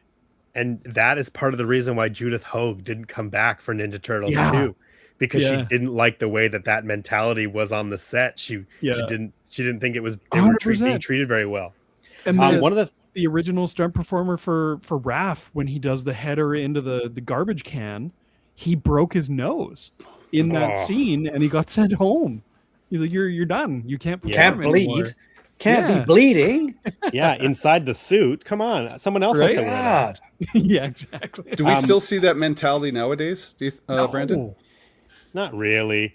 I mean, I think stunts are probably safer than they've ever been. Obviously, accidents still happen. People do lose their lives still to this day, and they get injured on film sets. It's very tragic, but It doesn't matter how much planning, right? You can plan for any, but just one simple thing. Yep. I just I keep still- going back to stunt Vancouver performer- when they did Deadpool 2, right? Exactly. Yeah. Yeah. So, That's exactly Yeah, what I was that going to bring up. stunt Yeah. performer. Yeah, she passed away. Yeah. Riding a motorbike through a plate glass, window. window. Yeah. We still see a tremendous amount of stunts in professional wrestling, though. I mean, and I think that's where you can, like, even in the 90s where you see Mick Foley and doing his crazy shit. I mean, we still see it nowadays, but it's still even stunted. The stunts are a little bit eased up a little bit, but still, it's. I'm wondering if China the movie scene in China still keeps it going, though. I wonder if that mentality is still like you Yeah, go until you don't. Have you guys been watching the last few Mission Impossible movies? Oh, No. with Tom crazy. Cruise. Like they're in the things that Yeah. Tom Cruise is doing, I think are comparable to what Jackie Chan is doing. Agreed. Because Totally. he's Okay. really doing them. Yeah. Right? He's Yeah. really hanging off the underside of a helicopter. Yeah, he's harnessed the same way that Jackie Chan was harnessed hanging on the Yeah. underside of a helicopter, but But that's that- actually Tom Cruise. That motorcycle jump off the edge of the cliff. Like he drove that motorcycle. Yes. Obviously, it wasn't off a cliff. It was a purpose-built ramp with the proper aerodynamic takeoff and all that shit. Yeah. But even so, man, Yeah. like catapulting yourself out of a bike and having to eject that bike safely away from you. Yes, you're Yeah. wearing a parachute, but anything could go wrong. Yeah. And so for any actor to take that on himself is pretty Yeah. commendable, I think. And they both broke their ankles on film because Jackie breaks his ankle, and you see it in Rumble in the Bronx, Yeah. and Travolta, John Travolta, John Travolta, major stunt man. Saturday Night oh Live. man, John Travolta in the Mission Yeah. Impossible movies. Oh, so good. I thought we were Yeah, talking Saturday Tom Night Cruise. Yeah, Big he breaks his ankle jumping from rooftop to rooftop. So what you're saying is Tom Cruise is basically ripping off Jackie Chan, is what you just said live on air. Yeah, I'll say it. It's a competition. Well, we got to wrap it up here, but I did want to ask. We got to wrap it up here, but I did want to We ask. just got halfway through. Yeah, on my show, I've barely gotten through the first topic.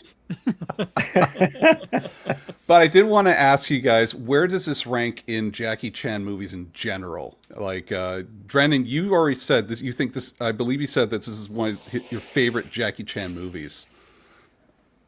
Yeah, Is that accurate? it's the one I always when got I'm everything. like when I'm itching for some Chan, I'm always thinking Police Story 3, and frankly, like the Police Story franchise in general. I like the characters in this movie, but a big part of it is the Michelle Yeoh.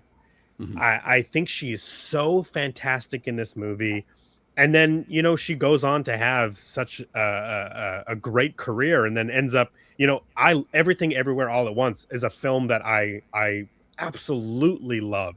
And I'm just so happy that she got all the accolades and won her Academy Award for that movie and got the respect that she deserves, because you watch this movie and you watch her hit those like fighting poses, and like when she's in the market and she does she lifts her leg up, and I'm like, oh, she looks so cool. I absolutely love her addition to Jackie Chan in this movie. Yeah. And that's part of the reason why I always say it's definitely my favorite Police Story movie, but it's probably my favorite Jackie Chan movie just because I have so much fun watching it.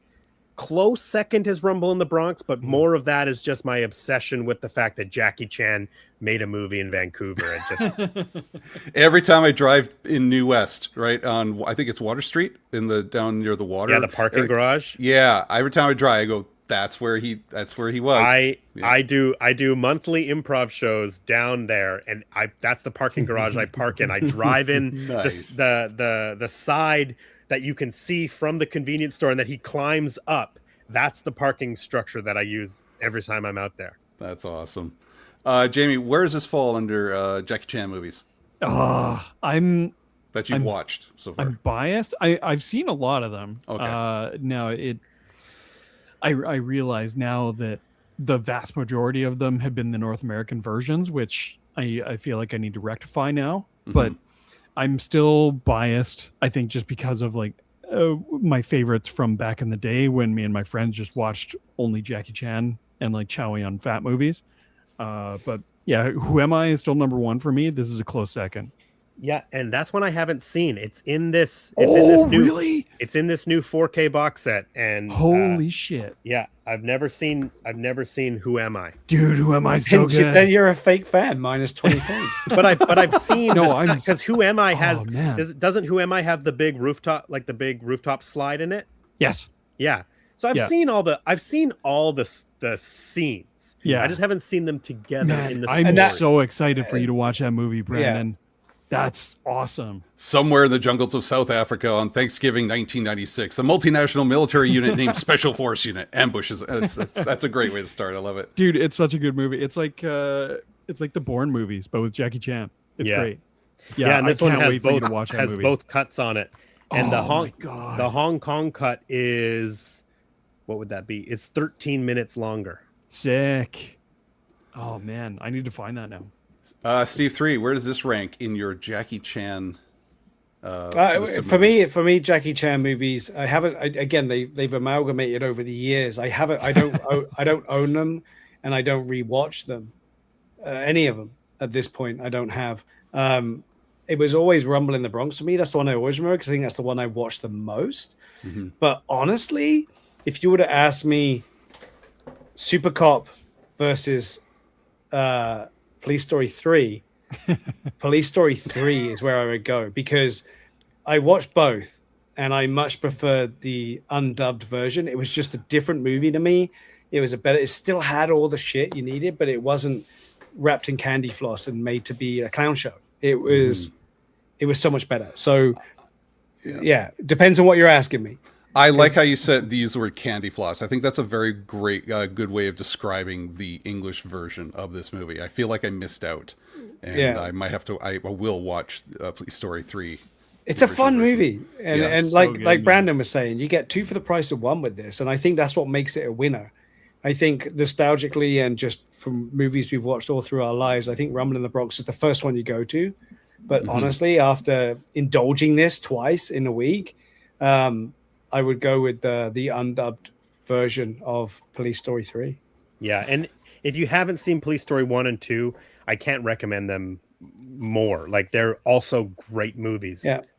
And like you said, though, Brandon, I've seen these movies purely for the stunts that were done with them, right? Yeah.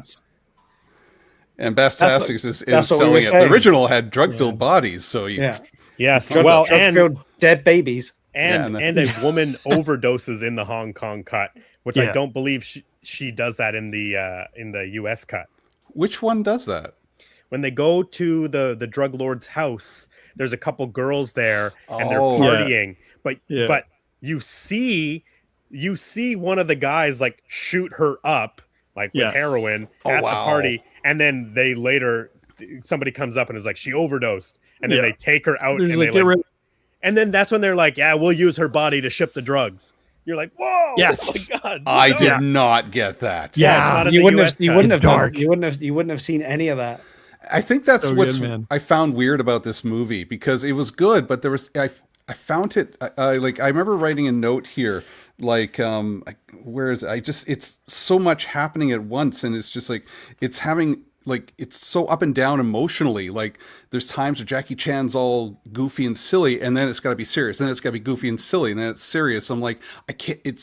I'm getting whiplash with everything, and I feel like I missed out because you said from the very beginning they're setting it up, talking about. I'd be curious if that feeling goes away when you watch the Hong Kong version. I'm pretty confident it will. I mean, Jackie Chan has a. That's what his movies are to me, though. So, like. That's what I was saying at the beginning. Like, it's the serious story, but the Jackie Chan charming kind of goofiness of it all is kind of what makes the movie as entertaining as it is. That's a good point. Yeah, you're always going to get the Jackie Chan goofiness. But in this movie here, one of the things I was like right from the beginning, he doesn't seem like a super cop. He seems kind of like more Leslie Nielsen at times. He was just like kind of goofy in a way, like, oh, just memorize this. Is like, you're pretty. Well, it's like, okay. The first time you see him fight is in that training academy, right? And I wasn't too sure if he'd hold up. He's acting like he doesn't know how to fight, and he's like, oh, take it easy on me and all that. That's what I wanted to ask. So going back to 1 and 2, is there a reason why when he struck his pose, his proper fight pose, he would then relax and go back into boxing pose? What was he trying to? What was he trying to hide there? Because he would rigid up and set himself ready, and then he would go. He realized he'd done it, and then he'd shake it off and just put his dukes up instead. What was that about? Does anyone know? Brandon? I wonder know. if that was the. Oh, sorry, Brandon. I was just gonna. I don't know. I think it's just he thinks it's funny. I don't know. I don't think it has a real reason. It felt kind of like Bruce Lee, him doing that. Because like Bruce Lee would always do that too in his movies. Like he would hit the traditional fighting stance, but then he would start dancing around and boxing, and just kind of going just more unpredictable, I guess, or just like free flow. Yeah, it felt like an homage to Bruce Lee. Yeah, I think that just like Michelle Yeoh striking that pose in the bar fight, I think the poses are just a part of the martial arts, right? Yeah, when she takes the dude down at the dinner table as well, just a leg comes up and down like a guillotine and just takes him out. Love it. Yeah. VJ's got to leave early, but thank you so much, VJ, for popping by. And she's like, what the hell is this? This is 1 hour and 30 minutes. I didn't sign up for this shit. Come over to my show. We're just getting started. Now, Backtastic mentioned something is Ernest joins the police force. And honestly, that did cross my mind. I literally thought of Ernest joining the police force when things were a little bit goofy during that thing. And then when he starts fighting, I'm like, he's got to know how to fight. because he's a super cop. Everybody likes him, and he's got to be talented in this. And then when he does fight, I'm like, okay, there it is. But then he rolls Commanders out. Wouldn't actually send him on this mission by himself if he was that's what I thought. inept. Well, just to die. And we're 3 movies into this story, so the Yes. character has grown and changed. And even in the other 2 police story movies, he is kind of a little bit goofy at times. But the whole point is that he's a really good police officer, right? Yes. He's a good fighter. He's a good investigator. You know, he's a charming, everything that you need in a police officer. Steve 3's got his hand up. Yes. So I have Steve another- 3 in the back of the class. Yeah, David. yeah, thanks for having me, Rob. I got a question. I got a question for the panel. Why didn't he know that his girlfriend was going to be in that city on a tour bus guiding people around if that's what she was actually doing? If I'm gonna pick apart anything in this movie, it's May showing up in Malaysia on that tour. Yeah, it's the only thing that like they just needed to inject something else funny. into the movie, and Yeah. and ultimately it leads to that's how they know that they're undercover. Exactly. Yes.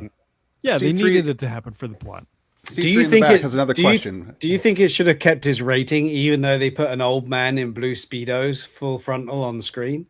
No, did that not. should have been rated X. You mean the photographer, the guy taking Oh the my picture? god! Yeah. When he bent down with his legs Oh, bent yeah. and everything comes out the oh Yeah. my god! I You're forgot like, about that. why can I see it from behind? Why? What? Yeah. Yeah. I honestly thought that was a woman at first. I was just like, what is going on Until he here? bent down. And Yeah, then- well, no, even Yeah. when he bent down, I was like, I think that's a man. I was just like, yeah, I forgot about that guy. When it comes to Jackie Chan movies, for me, this is not bad. I like it, but I found it. I guess I prefer things that are like Drunken Master, which is on the top too, is on the top of my list, just because the choreography, the storyline is a bit silly, which is what I like about it. But at the same time, it's just I'm more of the fighting rather than the pew pews, but I do really feel I missed out watching the English dub, and now I want to watch the original version of 1, 2, 3, and 4 now. It has sparked my interest in seeing more. in the I've same always boat. wanted to see more, but I can't wait to go and watch more Jackie Chan movies again now. And this Drunken Master 2 4K has 3 versions of the movie on it. A Hong Kong cut, an international cut, an American cut retitled The Legend of the Drunken Master. is that the one that most people are familiar with? The third one, the American, at least in North America. The Legend of the Drunken Master, because Yeah. again, just like this, I got the one where it's white and he's busting out of the front. the Yeah, first Drunken Master That's the first, movie yeah. never came to America, so there's Yeah. no way that they're going to call this one Drunken Master 2. But I do remember getting my hands on Drunken Master 2 back in the day. And I'm like, well, how the hell do I see the first one? Steve 3 in the back of the class. How can I help you? You got a Thanks for having me, question? Rob. I had another question. In the scene where the gangster guy, the big brother, pulls a gun on them, he calls gives them him cops. he gives him the gun back, and then he goes to stop him, and he has the magazine in his hand, and he cocks the gun, and then he points it at him and shoots as if it was going to surprise them that he may shoot them. Did anyone else notice that he had the magazine in his hand, the gun in the other, cocked it, and then shot it? And I didn't get that I bit. don't remember that. I don't remember seeing that. Yeah. Was that because he was bluffing, right? Right, because he took the gun off him after the fight, and he Jackie threw Chan it was back like, at them. no, trust It's me, it's a empty. bluff. Yes, yes. But then So- you see the brother hold the magazine, unless it was Yeah. another magazine, and he Maybe had he was two. just like, it's empty. Like It's I don't weird. know. It was Yeah. so weird to me. Some of That the whole stuff scene was didn't really make weird. sense to me. I was confused by it all, and I think I missed out again. I think the scenes jumped ahead in the In the Hong Kong version, I feel like that scene must have made a little bit more sense because I don't remember being confused coming out of it. I was like, he's testing them, right? Yeah.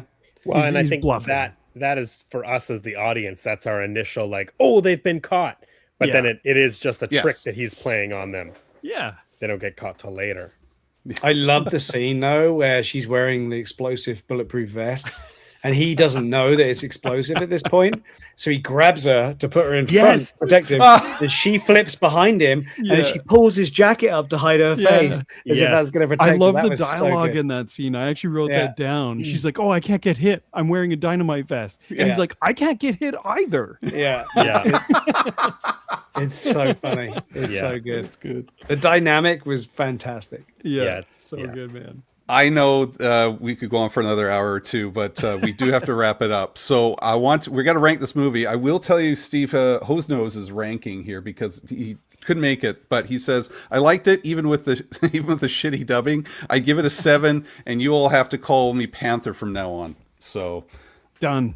I will deal. But I want to start with you, Jamie. Out of 10, how would you rate this movie? Oh.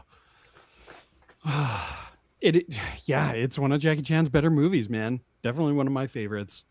For me, it's got to be like an 8.5 out of 10. All right. Steve, 3. Yeah, I was going with an 8. It's 2 for the price of 1. It's entertaining. It's a little bit hard work because of Big Brother, but if you watch it undubbed, it's a different movie. So that's why I'm giving it an 8. Before I jump to Brandon here, we'll mention Malcolm gives a 7.8 Jackie Stunts out of 10. So he's no fence riding there at all. Brandon, what about you? Well, this is a 5-star movie on Letterboxd for me. So if I'm going in that regard, this is a 10. This is one of my favorites. I could watch this over and over and over again. So I'm going to go straight 10. Straight 10. I love this movie so much. That's awesome. I'm going to give this a 7 as well. This is, I think I feel I was let down a bit by the English dubbing. You go ahead. both, because I assume you both watched the English dub and you both gave it a 7, which is interesting. It felt very spastic at times. Like I said, there was a bit of whiplash happening. The dialogue didn't bother me too much. My brain was settled for that. I knew I was going to hear odd dialogue that wouldn't match, but so I'd stick with the things. But I mean, the stunts and Michelle Yeoh. I mean, Michelle Yeoh was a 9 out of 10 on this thing alone, and it was just like I really enjoyed those. So he gave it a 7. But the movie itself is a 7. Jackie Chan really drug down the he brought this whole thing down. What a hack. What a hack. I don't see anything coming out of this guy anymore. More like Jackie Chan, am I right? No, got him. Fucking got him. Clip that. Okay. That's a rim shot right there. But so I gave it a 7, but I have a feeling if I watch this again, the original version, it will go up. And honestly, I recommend it, man. I mean, don't wait too long either, because otherwise you'll miss that comparison, I think. So, I agree. I might have to put this in the background while I'm doing stuff. Yeah, everybody in the chat, go back. If you've watched it and you enjoyed it in the dub version, it's a lot of fun, but go back and watch it in the more straight-laced way. It's on the Internet Archive. You can find, if you type in Police Story 3 Supercop, you will find an Internet Archive posting that has both versions on that page. Right. Backstastic gives it 8 out of 10, and Malcolm says, now I want to go back and see the original version, and it is recommended. Yeah. Or before you pick up this beautiful 4K box set from 88 Films, and you get a nice little book. Look at this. Look at this cover, Police Story 3. Brandon, remind everyone how much those box sets are. This one is probably about $70. Which isn't bad for all those movies and some special edition books. This one was a little bit more expensive. This one is like 200 and something. But this is 6 4K Jackie Chan films, and each one of these contains multiple versions of the movie. Now, this actually does lead into one of my last questions for you, Brandon, because we didn't mention this at the start, but you have built yourself a little Blockbuster video store, kiosk, or diorama. I don't know what I'm trying to say here, but you've built man yourself cave, man. It's a man cave. Okay, man perfect. Cave. And right behind you, for those who are listening on the podcast, you are a wall of DVDs and probably tapes and stuff as well. There, it just, oh my gosh, it just goes around you and wraps around.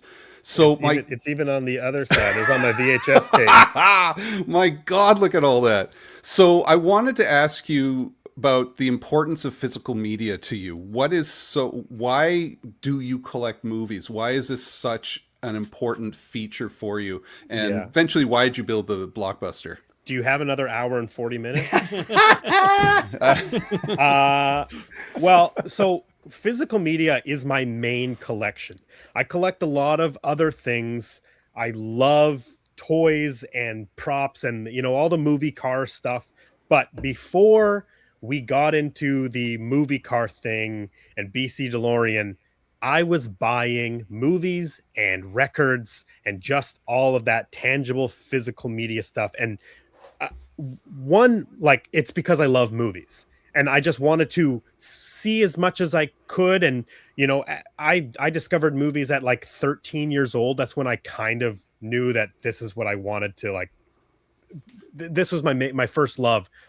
And so there was no streaming services at that point. So all you had was going around to the thrift stores or Best Buy or Future Shop at the time and was buying the new releases or trying to get your hands on older movies and learning about different filmmakers and different eras of films. And the only way to do that for a certain time was to either rent them or buy them. And so I just have always been a movie buyer. I grew up in a family of movie buyers. My grandma had a large collection of VHS tapes and movies. And so whenever I'd go visit grandma, there was a room full of movies and I'd watch movies. So it's been around me my entire life. And we're in an era now where the headlines are digital movies are being released, are being removed from platforms. Movies that you digitally bought, you didn't rent them, you bought them for $19.99, and they are being taken away from you. Or movies are being edited and changed on these streaming platforms. The quality is being reduced, everything. Yes. And so the best way to keep an archive is to own a physical copy of it. Or for me, a big thing is these 4K releases. Yes, Netflix streams at 4K, but if you want to get into like the bit rates and the actual gigabytes of information that are coming to your screen, yes, it's a nice image, but if you have an actual 4K disc, it is a much nicer image. Yeah. And then there's all the special features and all the nice box sets and the posters and the booklets. And, it's just, I don't know. I absolutely love it. And I can't stop buying movies. It's a celebration of that film you love, right? And so for me, when it comes to 4Ks or steelbooks or like the Arrow versions, they do the hard work of doing that digital conversion into 4K and accumulating all the really interesting stuff about the movie and giving it to you. So if you love a movie, you get it on 4K, you're not regional anymore, right? It's region free and you've got everything you need for that movie. So that's what makes my mind up with it is I need this movie on 4K because it is a movie I can't be without, which sounds probably crazy to a lot of people, but there are some movies I can't be without. I need that lifeline to watch it whenever I want to watch it without having to go searching for it. Yeah. It's brother.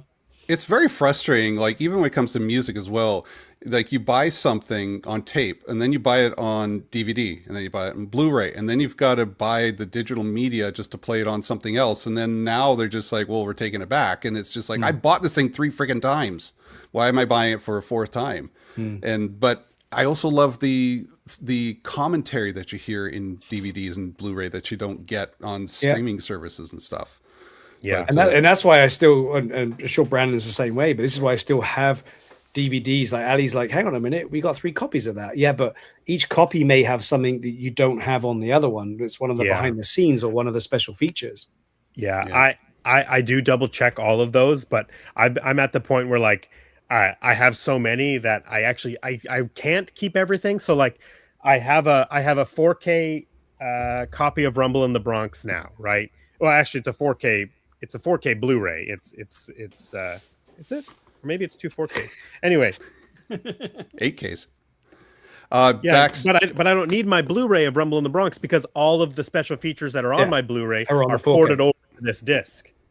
Bax, you says you're trying to find a copy of Police Story 3. We just talked about how it's on Internet Archive, you said? But I will send you a link that I was given by Brandon, so I'll make sure you get that. So, and he also says he has 909 physical movies. I don't have 909 of anything, really. You also need space. When it comes to physical media or anything physical, you've got to have a space. That's the challenge. And that leads me into the second part of your question, Rob, Yes. which is, yes, I built a Blockbuster video in our garage. And it came from the fact that I had a small little wire rack movie shelf in our garage just displaying physical copies of all of the movies of our movie car collection. And then we expanded the garage, had this back hallway that wasn't wide enough for a car to fit in, but we knew that we could display all of our bikes that we had built, like Pee-wee's bike, Napoleon Dynamite, our like Dumb and Dumber mini bike. And then there was this section at the end, and I said, oh, we could build some fake shelves, and then I could put the movies here, and we can make it look like a Blockbuster. And then my dad said, well, if we knock out this wall, it connects it to the other garage, and we can put a glass storefront on it, and then you can have another entrance. And then it was like, okay, well, if we do that, we can build a little counter, and then if we paint the counter yellow and blue, we'll make it a Blockbuster. And so, yeah, we put the shelves together, and here's some of the stuff here. If you're watching on video, there's the Blockbuster he built there. There he is showing you the entrance. It's all on your Instagram, just for example. I love the starting a shift. That video yeah, is so much fun. This video has done... I got to key the lock. This video has just under 3 million views on it. It has done so well. Yeah. Wow. Yeah. It's something else, TV, man. Yeah. Your attention to detail and your love for what you're trying to bring back to life, it shows in this, right? I mean, this isn't just a quick attempt at doing something for fun. This is permanent. This is legit in every way. I mean, yeah, bravo. Thank you. Yeah, so please, it's fantastic. Please check out his Instagram account for pictures. Where else can we see like pictures of the Blockbuster video store? Yeah, it's just Instagram and Facebook, and everything is under BC DeLorean. There is there's a horizontal version of that video on the BC DeLorean YouTube page as well. That's right. But yeah, I'm making a bunch of videos. I have quadrupled my follower count in the last month, which is insane. So I'm figuring out what people want to see and making some Blockbuster and some movie car content, figuring it all out. Before Steve has a question in the back of the class here. Also, you guys are very familiar with Paulie, obviously. Paulie was a member of the Blockbuster. He was an employee of Blockbuster, and that's where he got his ID number. So I think there's a nice little connection there. But Steve 3, question in the back of the class. Brandon, are you still running the challenge for your followers and listeners, etc., to populate your? I'd love that. I love that. I think that's such a great idea. What's the challenge? Oh, well, so one of the things I have, I love to collect video store stuff. I was collecting it before I even had the Blockbuster, but one of the things I found was an original video store cardboard standee for Indiana Jones and the Last Crusade, but it's the one that would be at the store to hold all of the VHS tapes now on video cassette. And so I've been every time I go to the thrift store and I find the original home video release of Indiana Jones, I buy a copy because I'm trying to fill out the whole display. But I've been putting it out on my Instagram that if anybody is out and they find, I don't have it in front of me, but if they find the original Last Crusade, which is like the beige tan cover with the Struzan cover on it, if they want to send it to me, I will gladly put their name on the back of it. Steve was nice enough to send one to me, so I put Steve's Instagram handles on the back of the tape and put it in the collection. So if anybody's out there and they want to have a little piece in the BC DeLorean collection, you can send me the tape. I'll put your name on it. It's a fun $4, right? You can find those things in most thrift stores now, good quality, and it will add to the glorious ambience of this video store. Yeah, I think I need 22 more. Is what I think. Yeah. I forgot to ask you, Brandon, do you ever work for Blockbuster or Rogers or anything like that? No, they were all kind of going away as I was getting into the workforce. Brandon's only 19, guys. Yeah. I'm only 34. But I worked in construction for a number of years. I worked for my dad, so I was doing that as a job. But it was my dream. I always wanted to work at a video store. In fact, my wife Renee, when I first met her, she was closing down the Rogers Video that she worked for. So before we even really started dating, I remember going to she worked at the Rogers Video in Mission. And I remember going to that Rogers Video, and there was like hardly anything there. DVDs were like $1. And I was like, oh man, I wish if I had a girlfriend who was working at the video store, I could have watched all the movies like a couple of days early before they came out onto the shelves. I'll take the shelves even. Yeah. Well, we got to wrap it up. Thank you so much. This was a fun discussion of not just Jackie Chan police story, but also just of your hobbies of physical media, the cars and everything. Please let everybody know, where can we find you? Well, as we mentioned, BC DeLorean for all the movie car and prop stuff. And I have my own weekly show. It's called A Blockbuster Year. Steve has been a guest on it 2 times now. We covered best movies ever covered. We are covering all of the major releases from a calendar year, and we've started with 1985. And the 2 episodes that Steve have done are Clue, the movie, which is one of my all-time favorites. Nice And then choice. just a few weeks ago, we covered a movie called Creature, which is so awesome. So bad, but so damn good. So Jamie, Rob, and Steve, That was the one here, that was the ripoff of Alien, right? you owe Brandon some thanks, because that means I don't have to bring it to this show and make you guys watch it. But I think you're going to regret watching it. I do thank you for that. Yes, that sounds like This is a something I great, don't want to great discuss. movie. I kind of want to watch it now. It's really worth a watch. It's so much so we got so hyped about it that Brandon found me an Arrow 4K release of it, because I want to watch it in its most glorious style. Oh, I forgot to ask Brandon. Sorry, before we move on, I have 2 questions here. Brother, real quick. my episodes are 3 hours I know. So this is easy for me. But I want to ask you your opinion on 2 movies, like real quick. These are 2 movies we discuss on a regular. Rob, why are you doing this? Love Guru and Waterworld. What's your... Love Guru, I watched a lot when it came out. I know it probably hasn't aged very well. It probably wasn't. It probably didn't age well when it was wasn't aged in the theaters. There were things that I would say from the Love Guru. Would you say them now? A bear in the cave? No, I would not say them now in the same way that he. Why says not, them. Brandon? I don't want to. John Oliver's in Love Guru. Yes, he is. I have not watched it for a very, very, very long time. There's a reason for that, Brandon. Yes. Yeah. Moving on. What about Waterworld? How do you feel about Waterworld? So my relationship with Waterworld is I did not see the movie until very, very, very late, but I have seen the Waterworld stunt show at Universal Studios that's so fantastic. many times. And that is one of the greatest live performance shows ever on the face of the earth. The main character at just Universal retired. Studios do not sleep. Yes, and he was the, what is the bad guy's name? I'm just blanking on it. The now. bald guy. I know Dennis Hopper's character. Yeah. But he played that role for 30 years at Waterworld. So do not sleep on Waterworld if you're going to Universal Studios. So stop. But that's not the movie. Stop honoring your guest. What do you think of the movie? The movie is fine.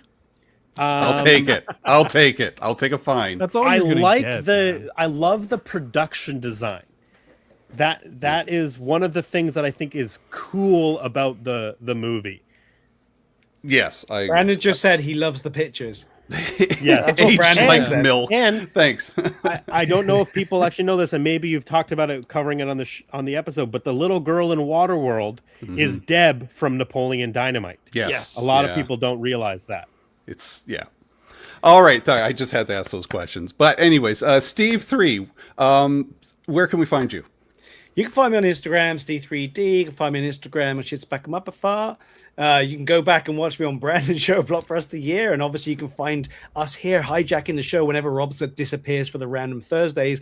Me and Jamie are cracking open some really cool, nostalgic toys out of their prisons. So you can watch us on that. And some more up-to-date Star Wars toys I'm breaking open on the DL44 channel over on YouTube on You Need It. So there's a selection. Take your pick. It'd be great to see you. Thanks very much. Jamie, where can you find Hose Nose? You can find him on Instagram under Hosnose Paints and makes stuff or makes things. He just added it. I can't remember. Yeah, makes stuff, I think it is. Making patios now. But yeah, you can find him there making catios. And a mess. Yes. And what about you, Jamie? You can find me right here on the Generation X-Wing podcast YouTube channel every Tuesday, talking all things Ghostbusters, and then every other Thursday, 80s and 90s pop culture like this, and then every other Thursday, getting shit out of the boxes with Steve. It's great. Is that the official title of the show? Yeah, it should be. It should be. Getting shit out of the box. There you go. Write it down. Make a t-shirt. I'll work on it. As for me, the Adam Rookie show on Instagram and YouTube and Facebook. Hopefully an episode will come out soon. Wanted to mention that Jamie, you don't know this, but well, maybe you do. But you have an episode coming out on Sunday for members only of your next Proton build. And that's for members only, and then it will be.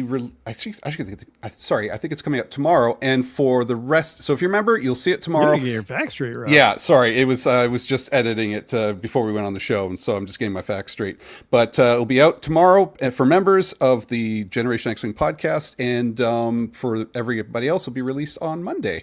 So if you want to become a member, please do so. We now have a third member, and thank you, Baxtastic. But special shout out to Malcolm as well as Tony for becoming members. It really does support the channel. And Bax. Yeah, I just mentioned, yes, Bax is a new member. Get your facts straight, Jamie. Room for one more. One of us. Thanks for listening. We will talk to you guys later. And next week, Steve 3, it's your movie choice. So Do you want to know what it is? Do you have it already? You know? I do have it already. I've been waiting because you kicked me out for Brandon, right? Yes. Yes, and it was well worth it. Yes. So I love my nostalgic old movies, and some of them I really want to watch again and see if they're as good as I remember them. So this time, guys, we're going way back to a movie which I remember being amazing when I was younger, and we're going to get to see Nicole Kidman in her first role. I believe. I know what it is. Can I guess? You can guess. You can say it for me, Brandon. BMX Bandits. BMX Bandits, baby. I didn't think you were going to say that one. I thought you were going to say something else, but BMX Bandits. I'm actually looking forward to this. I watched it the other day to make sure I wanted to watch it for a couple of minutes. I'm like, oh my God, It's we awesome. are watching. I love it. We are watching this. Yeah. That's an Aussie movie, right? Yeah. Yeah. Okay. Yeah. BMX Bandits. Perfect. We're going to be I watching could hear the that sound one. effect in my head when you said the words BMX Bandit. I heard the sound effects, the pedal span backwards. I'm ready, man. All right. So thanks, everybody. Thanks for tuning in, and we will talk to you later. Bye. Like, share, Taco Bell, subscribe, follow us on Facebook.